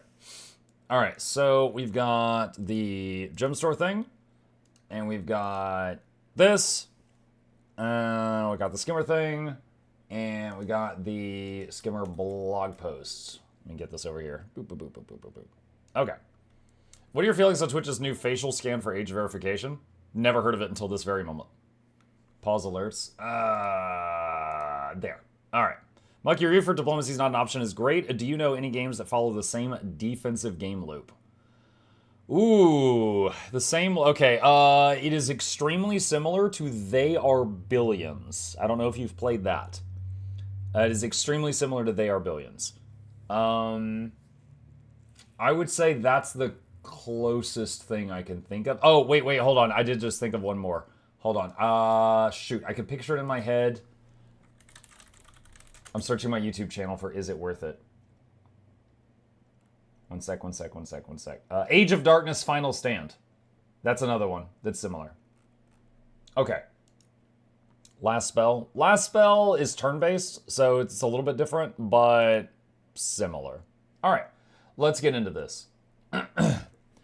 All right, hello Guild Wars 2 gamers. Today is Wednesday, September 17th, and we've got a little bit of Guild Wars 2 news. The largest thing being a blog post. There's two smaller items as well that I wouldn't have made a video just for them, but since we're here, I'll go ahead and go through all this stuff at once. So today on Guild Wars 2 on X and Blue Sky, they posted big changes are surfacing for the Skimmer in Guild Wars 2 Visions of Eternity. Your mounts are getting some new tricks to level up as you explore Kastora. Now, for anyone who is not brand new to the game, you might remember in Janthier, they did an overhaul of the Warclaw, and in Soto, they did an overhaul of the Skyscale. So apparently, it is now the Skimmer's turn. And we've got an image here of this dragonfly thing shooting a hydro pump, and another one here of it flying high up in the sky, it looks like, and then the jellyfish skimmer. This skin of the Skimmer is available when you pre-purchase the Visions of Eternity expansion. So, because I've already seen people in game with that right now. Then there's a link to a blog post. The blog post is right here. So, new Skimmer updates splash onto the scene with Visions of Eternity. And there's a guy in a pirate outfit who is riding the Skimmer here. Back in July, we announced that a set of new and updated mechanics for the Skimmer would arrive with the launch of Guild Wars 2 Visions of Eternity. Today, we're excited to share more details, including some exciting boosts for those with the previous Skimmer Mount Mastery line trained. To see the Guild Wars 2 Visions of Eternity Skimmers, including the new abilities in action, join us for a live stream on our Twitch channel this Friday, September 19th at noon Pacific time. So that is this coming Friday. As always, I will do my best to get up a video with timestamps and a TLDR of it sometime after that is done. But if you want to watch it live, that is the date and time it will be up. A home called Kastora. During your time in Kastora, you will likely stumble upon a new yet familiar creature that calls this island home. Wave Hawks, otherwise known as Skimmers in Elonian local parlance, are masters of both sea and sky. They've adapted to the island's rich energies, and when tamed, they become a valuable asset for those attempting to survive on Kastora. Divergent Evolution.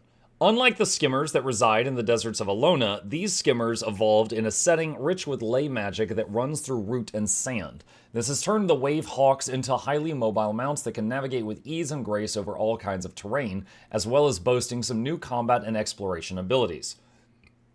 Ether Location. A pulsing sonar-like signal that detects hidden nearby threats and enemies. While submerged, it also has the ability to detect hidden treasure through the waters of Tyria. Slipstream Boost increases the base speed of the Skimmer for a set duration. During this time, using Hover skill also increases the vertical height gain of the Skimmer past previous limits at the cost of stamina. Water Jets commands the Skimmer to fire a set of projectiles that damage enemies and heals allies. When it is held, the ability will continue to fire up to max ammo count. All right? And presumably these are the Water Jets right here. Okay. Training your Skimmer.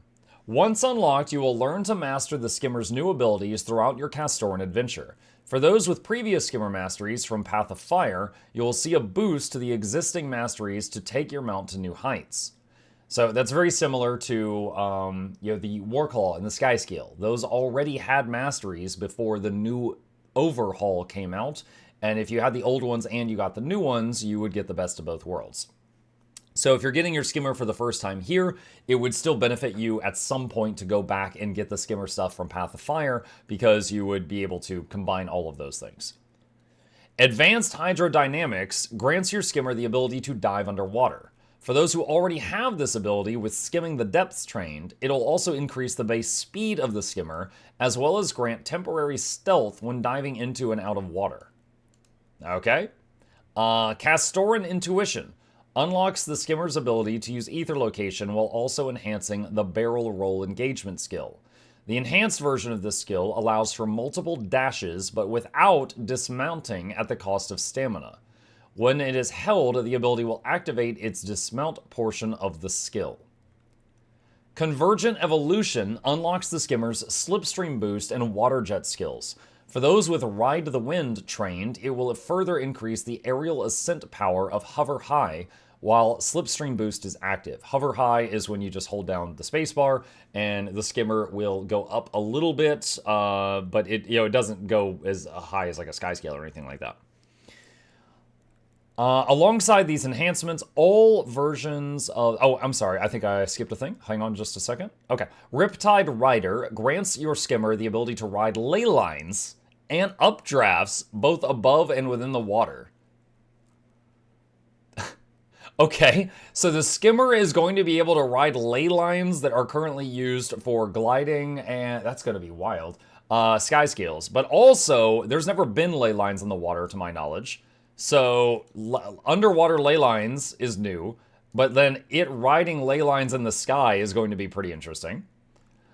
Alongside these enhancements, all versions of the Skimmer, regardless of mastery or acquisition method, will be getting base level updates. Players will now be able to dismount the Skimmer in mid-air and can mount it in combat with no mastery training required. Okay, that's new. The Warclaw and the Skyscale currently have the ability to mount in combat. However, I believe both of those require masteries to do that. So it's saying anyone that's got a Skimmer, you can emergency evac from now on. Live stream this Friday. Everything we discussed today and more will be shown in detail during our live stream this week. Tune into our Twitch channel this Friday, September 19th at noon Pacific time to see it for yourself. Get ready to soar over the island of Castora on your very own Wave Hawk on October 28th. Pre-purchase Guild Wars 2 Visions of Eternity and unlock some of the digital rewards today. Okay, so on that topic, let me go... I turned dark mode off on accident. I'm sorry. Hang on just a second. Search Skimmer. And so, this is an older video, but it's still accurate. If you're interested in getting this done before the expansion comes out, this is a guide on how to unlock the underwater Skimmer now. So you could go ahead and get this done so that when you get this, you're getting like the bonus version of it. It does require Path of Fire, I believe, but you do this quest line in the game. It's not terribly long, and it gives your Skimmer the ability to dive underwater. And so if you wanted to go ahead and get this done now, it might be good to get that done before VOE. I'll include a link to this guide in the comment section and the description down below. All right. The next thing is I've already checked to see if there's anything new in the Black Lion chest, if there's anything new in the Black Lion ticket vendor, and the answer to both of those is no, there's nothing new there today.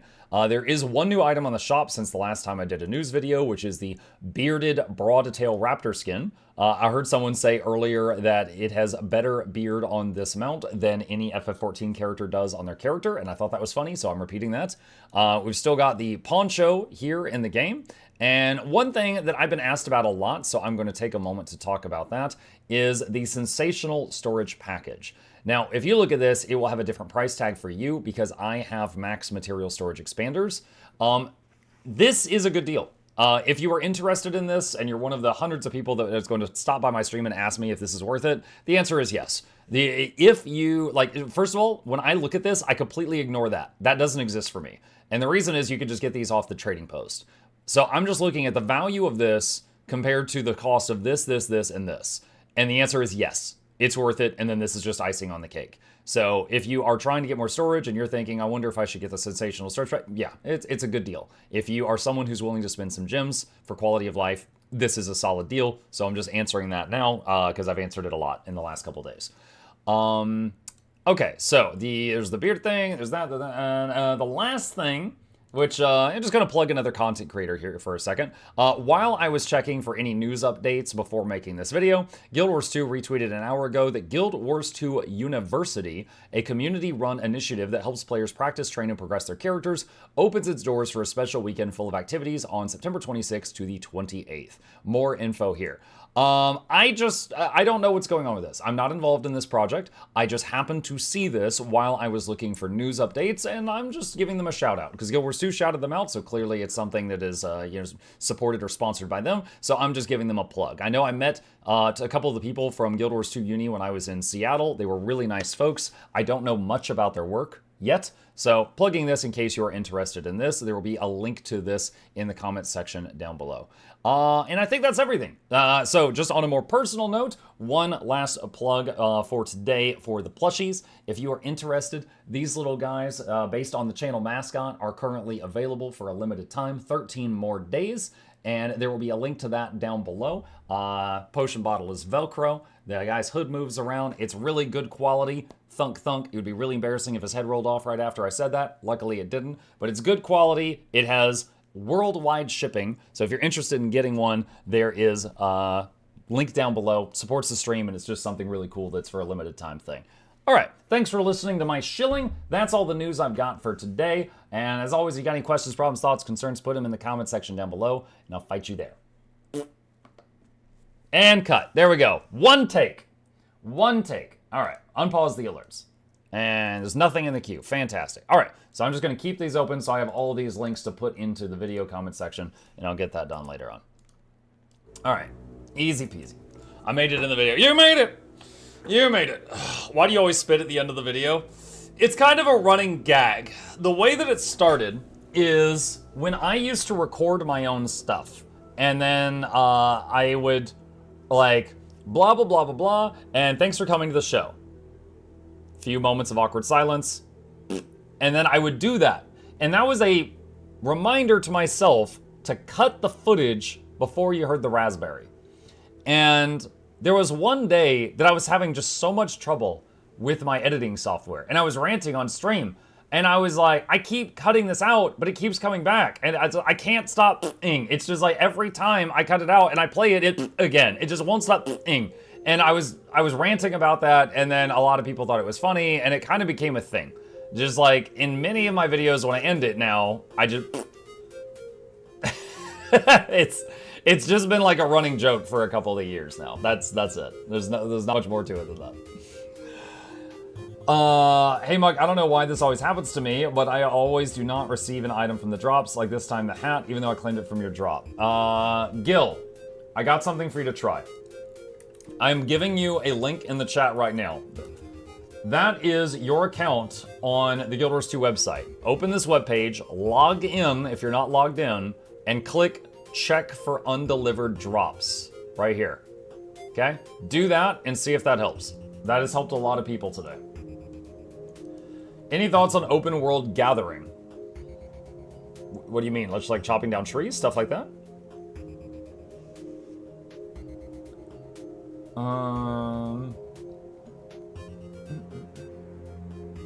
Do you just mean like chopping down trees and gathering herbs? That kind of thing?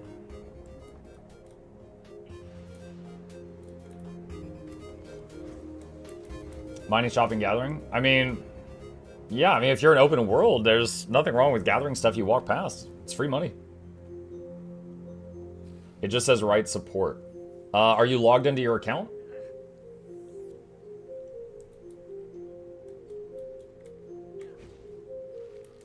Underwater sniff. Meh, I'll get the underwater chest however much I need for achievements, but won't be deliberately seeking them out like regular janitor ones. Mug, I'm wondering, just dropped in to thank you for hanging in there as long as you did yesterday. I was able to get my Twitch drops. Nice, Cinch. I'm glad. I'm glad. Possibly not. I am on that green lettuce right now. The green lettuce. You're a vegetarian? If the stream is muted 0%, it won't give you drops. That is true. That is true. If the stream is completely muted, it doesn't do that.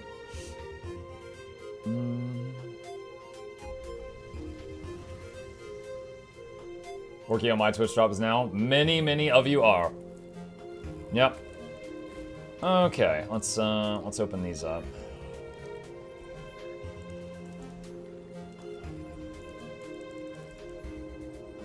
I'll be gaining progress on drops while the streams are muted. Interesting. For most people say it doesn't work that way.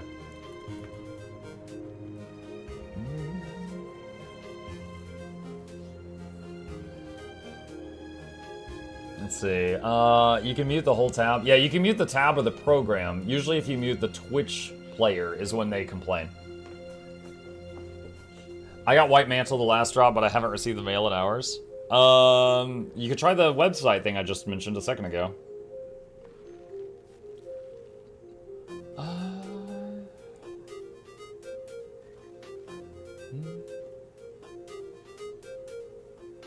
I just did that. Turns out I had a bunch of drops to receive. Yeah, when I did it earlier, just to show where the button was for chat, I got a Quaggan hat that was apparently in queue for goodness knows how long.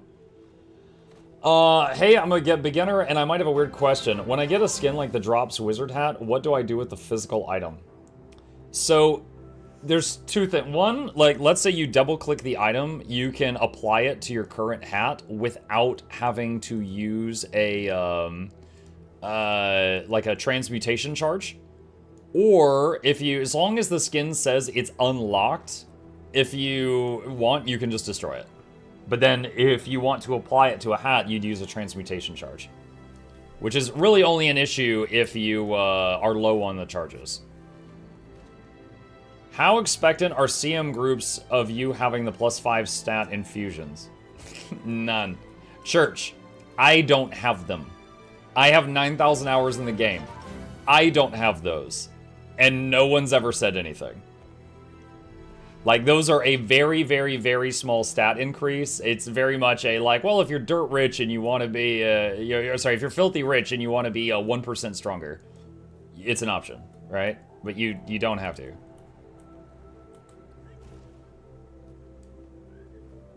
Completely optional. I got a Quaggan backpack and a sip emote. Well, then I think everyone should click that button. There you go. Game guide, thank you.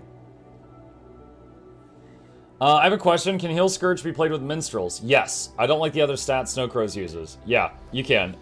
Almost any healer. Okay, a healer's job is twofold. Keep up the boons on everyone, and then keep the health bars full.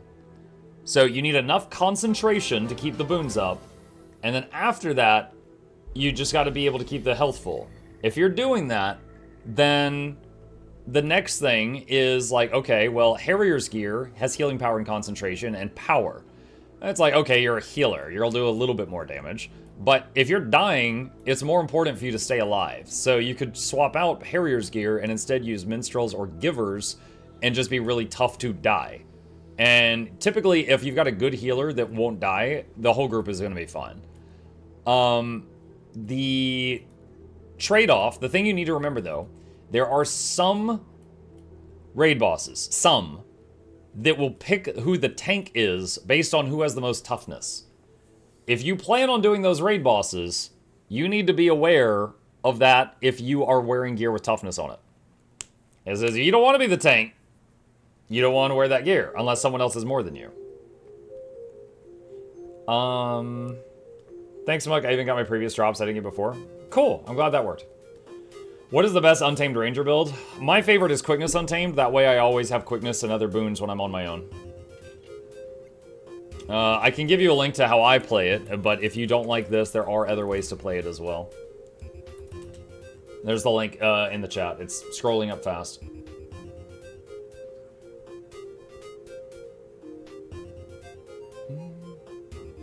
Yes, you do have an Agony Infusion. You have the Eye Infusion. Okay, I have a couple of stat infusions, but not a whole set, and they're all mismatched. Like, look, this one has +5 to healing power, and I'm playing DPS right now. This isn't really helping me. It's really minor. Hey everyone, where do I find the open world Fractal bosses? If you do wiki /wiki space ET, this opens up the wiki event timers page, and right here is Fractal Incursions. So the next one will be in Brisbane Wildlands, right there.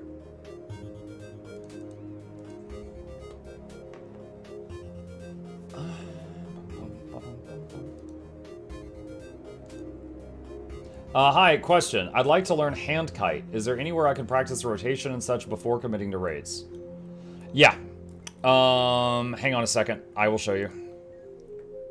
I'm gonna go to the Special Ops training room.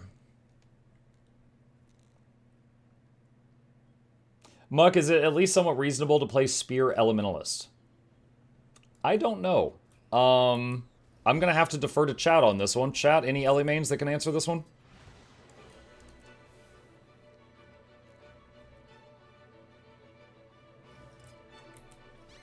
In answer to the person who asked me about training for handkiting, what you would do is you would go to Lion's Arch, go into the aerodrome, and go into the Special Ops training room, which is way over to the left. Here, what you can do is you can turn on an agony field, adjust environment, toggle pulsing damage on. You probably want to be on moderate, at least, for a handkite test. Then stand in this and try to stay alive.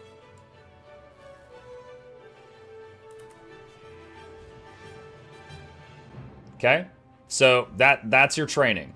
Can you stay alive in this for minutes on end? That's your handkiting training. Now, that is just like, can you withstand the damage? Obviously, there's other stuff going on in that fight, but this is the best I can offer you.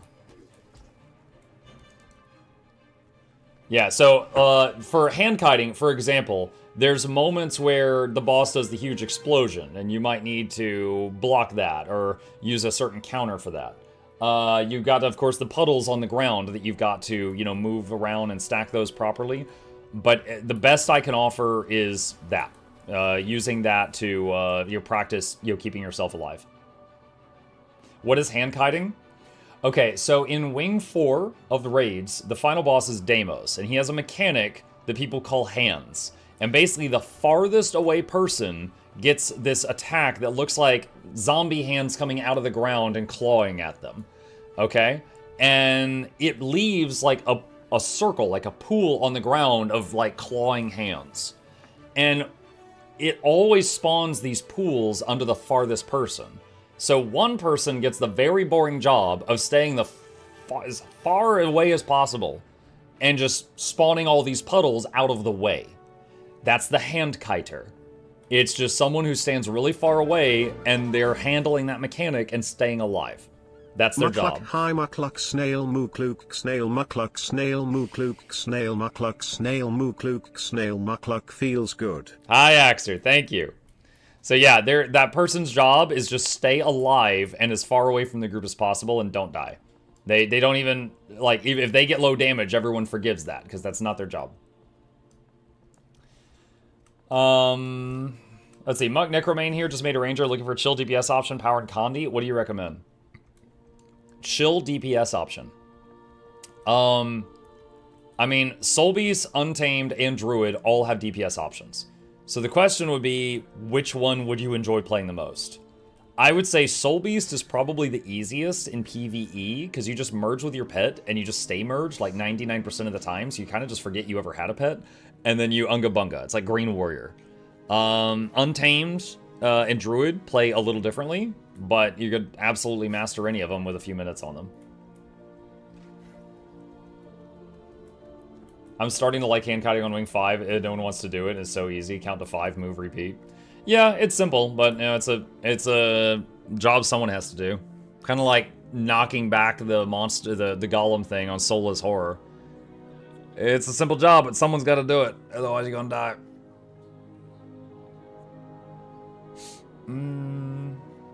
Just about the plushie looks cute. Thanks. Thank you, Mashari. I appreciate the support. We are 91% funded. 182.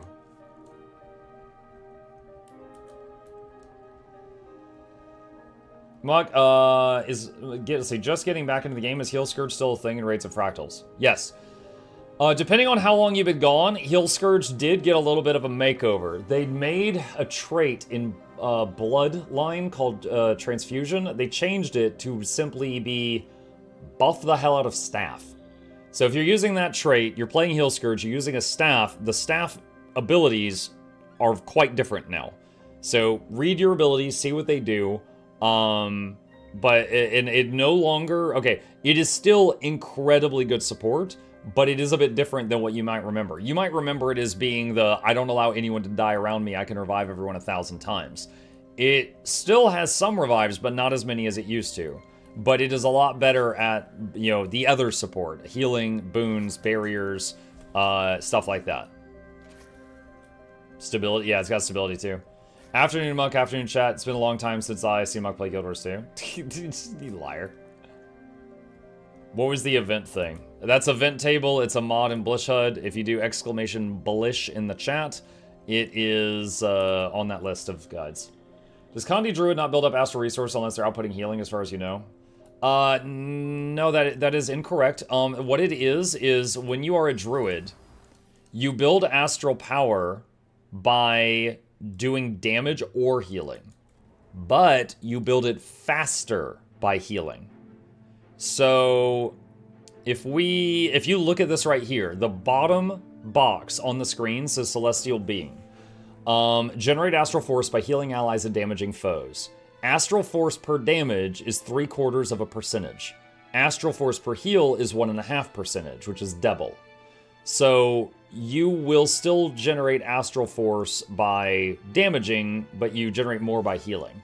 However, when you are a astral condition damage druid, and you, for example, slam this down, that heals allies and bleeds enemies. So a lot of your skills will splash onto allies and heal them without you trying, really, and it will still give you that astral power, even though the heals will be kind of mediocre because you're built for condition damage.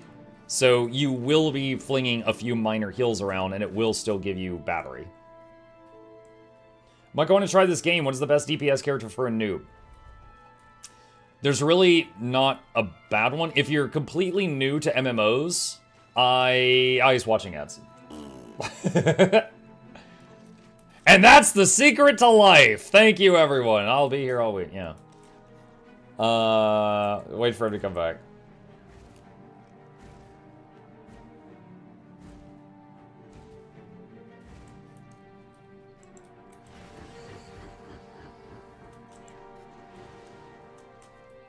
All right. Well, I see lots of people giving him good advice, so that might work out.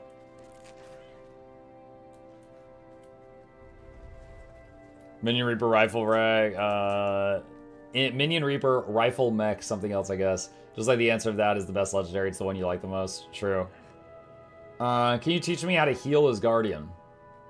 I have a couple of videos on my time playing as Guardian. So first of all, which elite spec? So right now you can heal as a Willbender or as a Firebrand. In my opinion, Firebrand's better, but they both work. Soon, you'll be able to heal as a Luminary at the end of October. That's a new one coming out. There's also Dragon Hunter. That one doesn't have a heal build.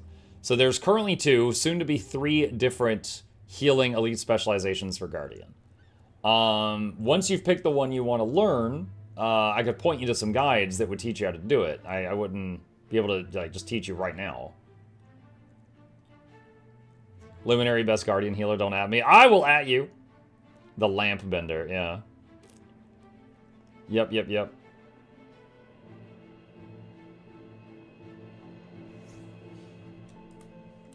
Let's see, Toyak Snow.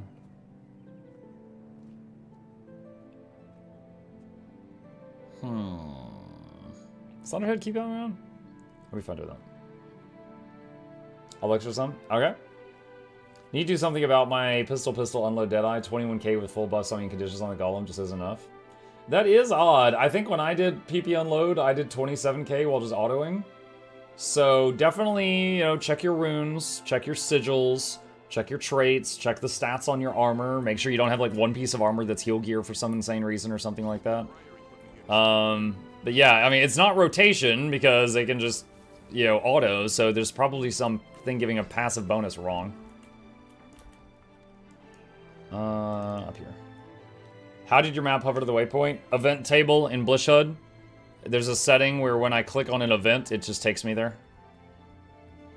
PP unload. Please tell me that's the normal shorthand. It is. For the new folks, when a thief uses a left hand and a right hand weapon, the middle skill, the 3, changes based on the 2 weapons. And if they use a pistol, or a P and a P, the middle skill becomes unload. So the community calls it PP unload. And it's very strong.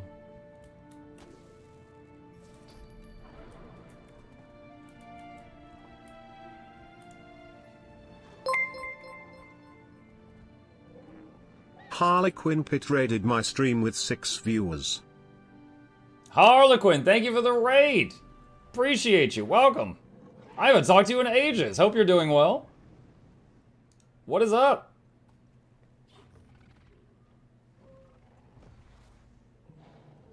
I think you might have pressed the wrong button. I got a pop-up asking if we wanted to co-stream after you rated me and moved your viewers over here. Probably was a misclick. Table events in Blish. Yeah, event table. Yeah, if you do, hang on, I'll show you. If you do exclamation Blish here, and that opens this up right here, and event table is this one right here. That guide is what you need for that one. It's a long story, yeah. Well, I hope you're doing okay. It has been a while. Chat, I'm pretty sure Harlequin is the one that taught me quite a few of the raid bosses. Like, you know, Twin Largos water is bad. And then I used that knowledge to get to the point guides. I see you're doing well. We're doing okay. We're doing okay. This, if you're talking about numbers, this is abnormal. This is because of the Twitch drops. People want free wizard hats. This is a very good day for me as well. Hey, Mug, I'm the ranger. I'm thinking about returning yours too. What's up, Josh? Well, we're happy to have you back. Let me know if you got any questions.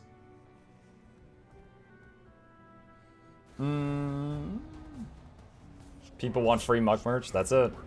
Yep. The wizard hats are muck hats.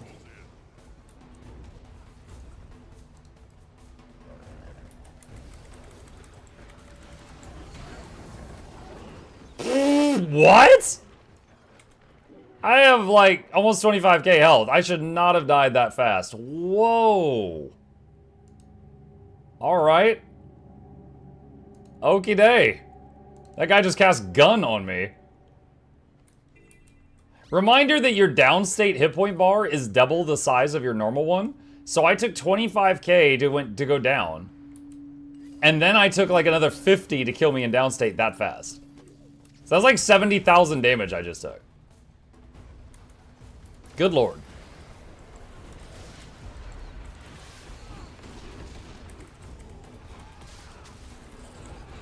Wizard said I cast 50 caliber missile. Yeah, that was something.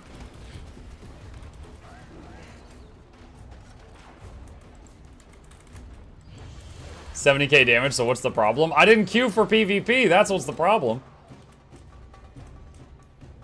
Mobs are stream sniping.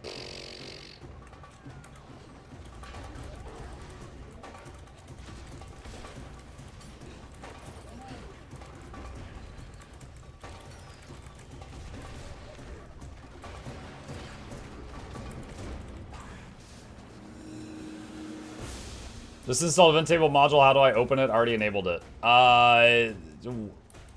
Alt E is the default.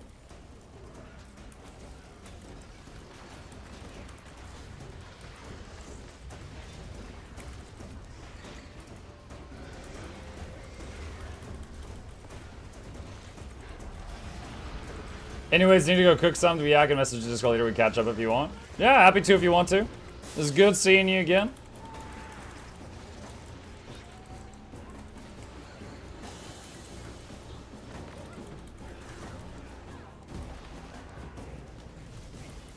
Mike, I like casting gun on my Ellie. Use toughness gear, convert it to more Conti damage. I haven't tried that build.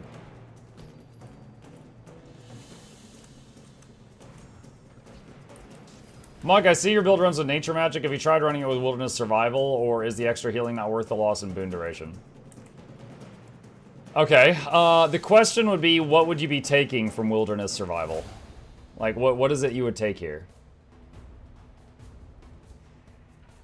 None of this helps me, really. That's Condi. It's like a 5% damage increase.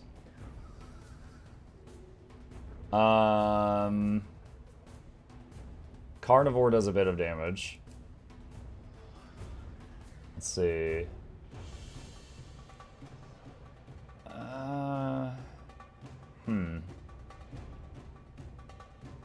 All right, so so you might get a bit of damage from Carnivore and a bit of damage from Survival Instincts. Let's talk about what you lose, right? That was weird, I had to click that a lot. Okay, what do we lose here? We lose 240 concentration, which means we can no longer keep our boons up, which means we can no longer use full Berserker gear, which means we have to change some of our gear out to have concentration. So we might gain some damage going to survival, but we will lose damage on our equipment because we have to make up for this lost amount of concentration. Next up, we lose this perk right here, which gives us increased damage for each boon we have. So the increased strike damage we get from the second row of survival is going to be mitigated by the loss of Bountiful Hunter. Next thing is when you gain a boon, your pet also gains a boon. So anytime you get 25 stacks of might, your pet will get 25 stacks of might. When you get quickness, it gets quickness. Stuff like that. So there will be a damage loss from your pet not having all the offensive boons all the time. Second column really doesn't do anything, it doesn't really matter. Third column, I use Nature's Vengeance. That does two things. It makes the Storm Spirit do a double tap, so instead of doing 200 CC, it does 400 CC, and the damage of it hits twice. The second thing is it makes Spirit of Nature do a double tap. So instead of reviving 5 people, it revives 10 people. Not always needed. You don't always need a 10-man revive, but it's nice. I think largely, like, you're losing concentration, you're losing damage, then you're gaining damage, and then you lose damage because of the gear change. I would say it's going to be really close if I'm just, you know, trying to do this in my head. But then we're losing CC and losing revive skills. So, for me personally, I would rather just stay in full Zerker gear and keep the nature line. But that doesn't, what you're describing doesn't sound like a wrong way to play. It would just be different and not what I prefer. Like, I think it would still function. You would just have to move things around to make up for the loss of concentration.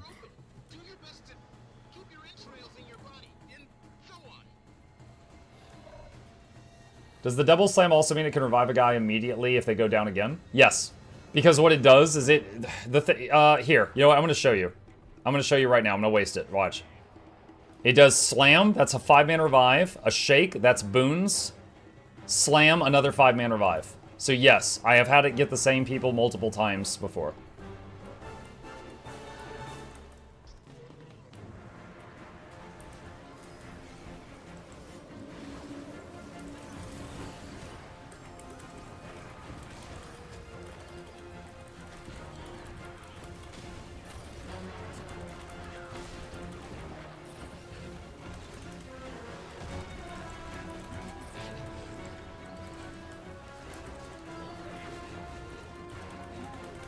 Any chance you have a build for the Ranger Your Own website?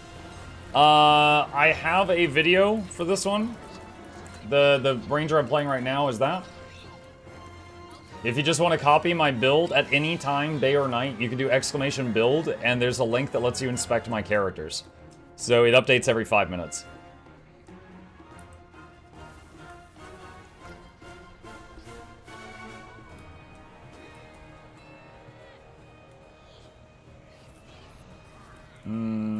Wait, are they still fighting over there? Oh yeah, they are.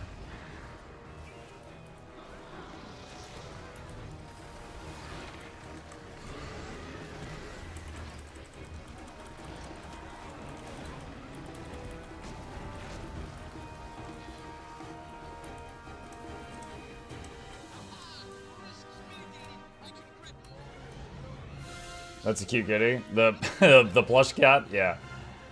For War v World, did you wear Marauders instead of Berserkers? If you were a perfect player, you could wear Berserkers anywhere. Like many of you, I'm not perfect. Not all of you. I know some of you are. I'm not worthy. But, like, when I go into PvP, if I go into Berserkers and I make a single mistake, I'm dead. I just pop like a balloon. So, I would probably, like, wear, like, Selly or Marauders or something if I were in World v World. Like, I like to be able to at least make one mistake without dying. Maybe two.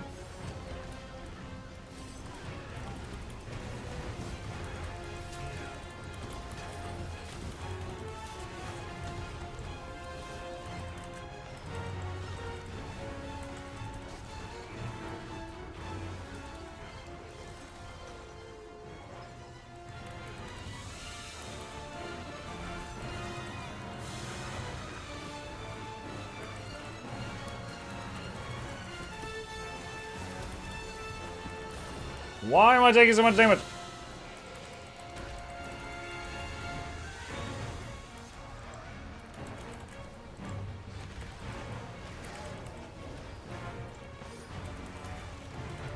Fractal Quick Play not available. You guys know anything about it? No. I did some fractals earlier, and it was fine for me at the time. I have not heard that it's broken or anything, no.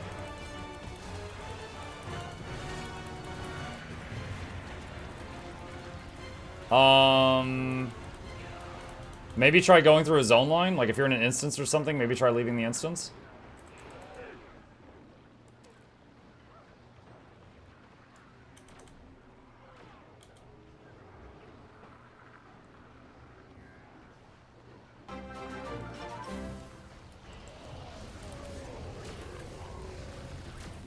Oh shoot, he interrupted my heal. I was full health, he just turned around and smacked me again. You suck. Oh no. Oh man, that was close.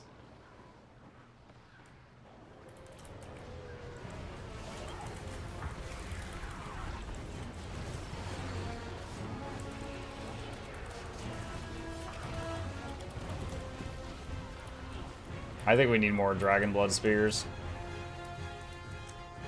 What? Why didn't it mount?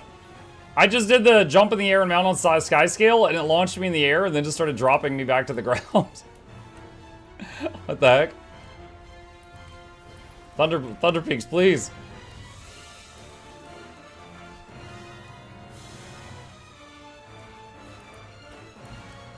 Mike, do you still use GW2 add-on manager or Nexus? Not really using either right now.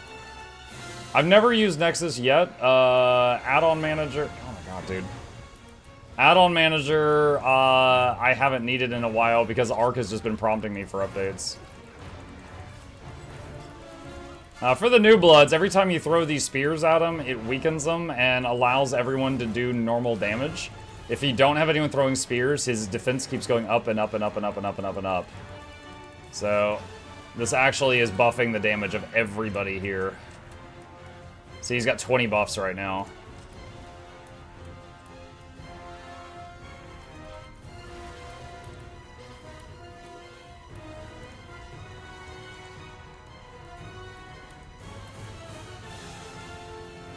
See right here, Brandhide. Thick regenerated crystal provides 5% damage reduction per stack. Can be removed with Dragon's Blood attacks.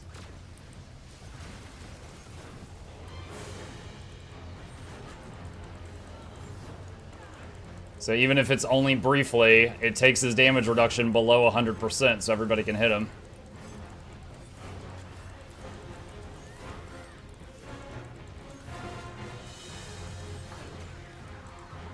Do you expect more blog posts? Not today, no. I'll be finishing up my morning stream here in just a couple of minutes. And then I'll send everybody over to another channel so you guys still get your drops. For the people that, because there's so many new people here for the last couple days. If you don't know my normal schedule, normally Monday through Friday I stream in the morning until now o'clock. And then I'm back in the evening 7 days a week. I'm here in the evening from 7 p.m. to midnight Eastern time. AoE res. So I will be wrapping up here in a couple minutes. I can't do another 14-hour stream like yesterday. I don't have it in me. And then I'll be working on YouTube stuff, like getting that blog video up.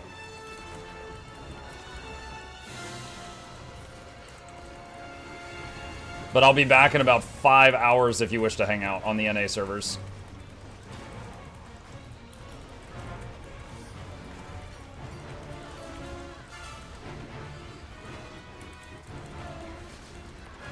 Oh my gosh.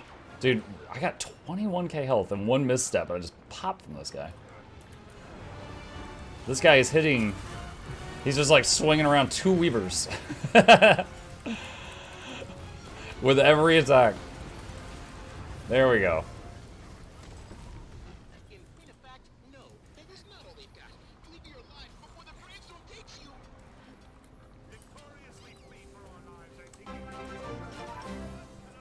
Shut up and run, Canuck. Hi ho muck, hi ho chat. Hi ho, hi ho. Hey Leighton, thank you. Okay. that was fun. I haven't done the Thunderhead Peaks thing in a while. Definitely have to clean this up. Dude, we cleaned our bags yesterday. We started the stream, and it was, like, here. And then all of this was today. Ugh. I have to take care of that tonight.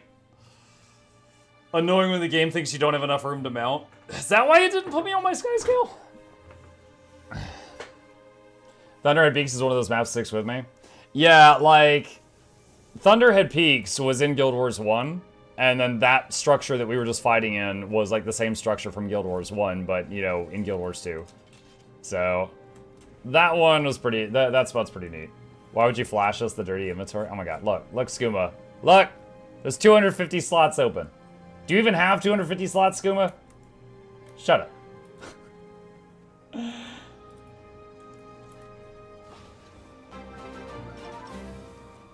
Vel'Koz. Hi Muck, hi chat. Hi, Vel'Koz. Isn't that the tentacle guy from League of Legends? I have 300 clean slots. Mm-hmm. Okay. Okay. Why don't you take your opinion and put it in those slots? Alright. Chat! Oh, hold on. It's One Punch Man. Well, sort of. It's sort of One Punch Man. Alright, chat, thank you guys for a wonderful morning stream. Hope you guys had fun. Couple plugs on the way out. If you're new to my channel, my name is Muck. I stream every single evening. Haven't missed a day in 7 years. And also every weekday morning. Next stream is in about 5 hours. I'll be doing more Guild Wars 2 stuff. And I'll be back here tomorrow morning just like I was today. If you wish to join me for that, please hit the follow button if you're on Twitch or subscribe if you're watching on YouTube. These are links to both my YouTube channels if you're not already subbed to both of those. Special thank you to our patrons. They keep this channel alive. Could not do this without their help. And one last plug for the morning stream for the plushie. If you're interested in getting some well-made merch, the plushie of our channel icon, the logo, the mascot guy, is really well made. It has worldwide shipping, and there's a link to that in the chat if you'd like to support and get something cool at the same time. You guys have a fantastic rest of your day. For the sake of all the people that are AFK and farming drops, let me see who is live right now. Hold on. I gave her such a hard time yesterday. Twitch.tv/Loranity. Is Laura live? Of course she's not. She is not on time. Oh my gosh. Chat, if you see her today, give her a hard time. I told her, I was like, I will get you back tomorrow if you're on time. And she's like, on time? Eyes wide. Okay. Well, there goes my plan. I gotta find someone else. Who are we going to give this massive, massive raid to? Who do we got? I'm trying to see if there's anyone. Oh, you know what? You know what? Maddie gone. I'll get Maddie. He's good people. He's currently doing, I believe he's doing cooking from the Guild Wars 2 Tyrion cookbook. So I will send you guys over there. He's fun. And once again, I'll be back tonight if you wish to join me then. Stay safe, and I will see you then. Maddie, get back here. Don't you dare walk away. Don't you dare walk away, Maddie. All right. Use your raid emotes.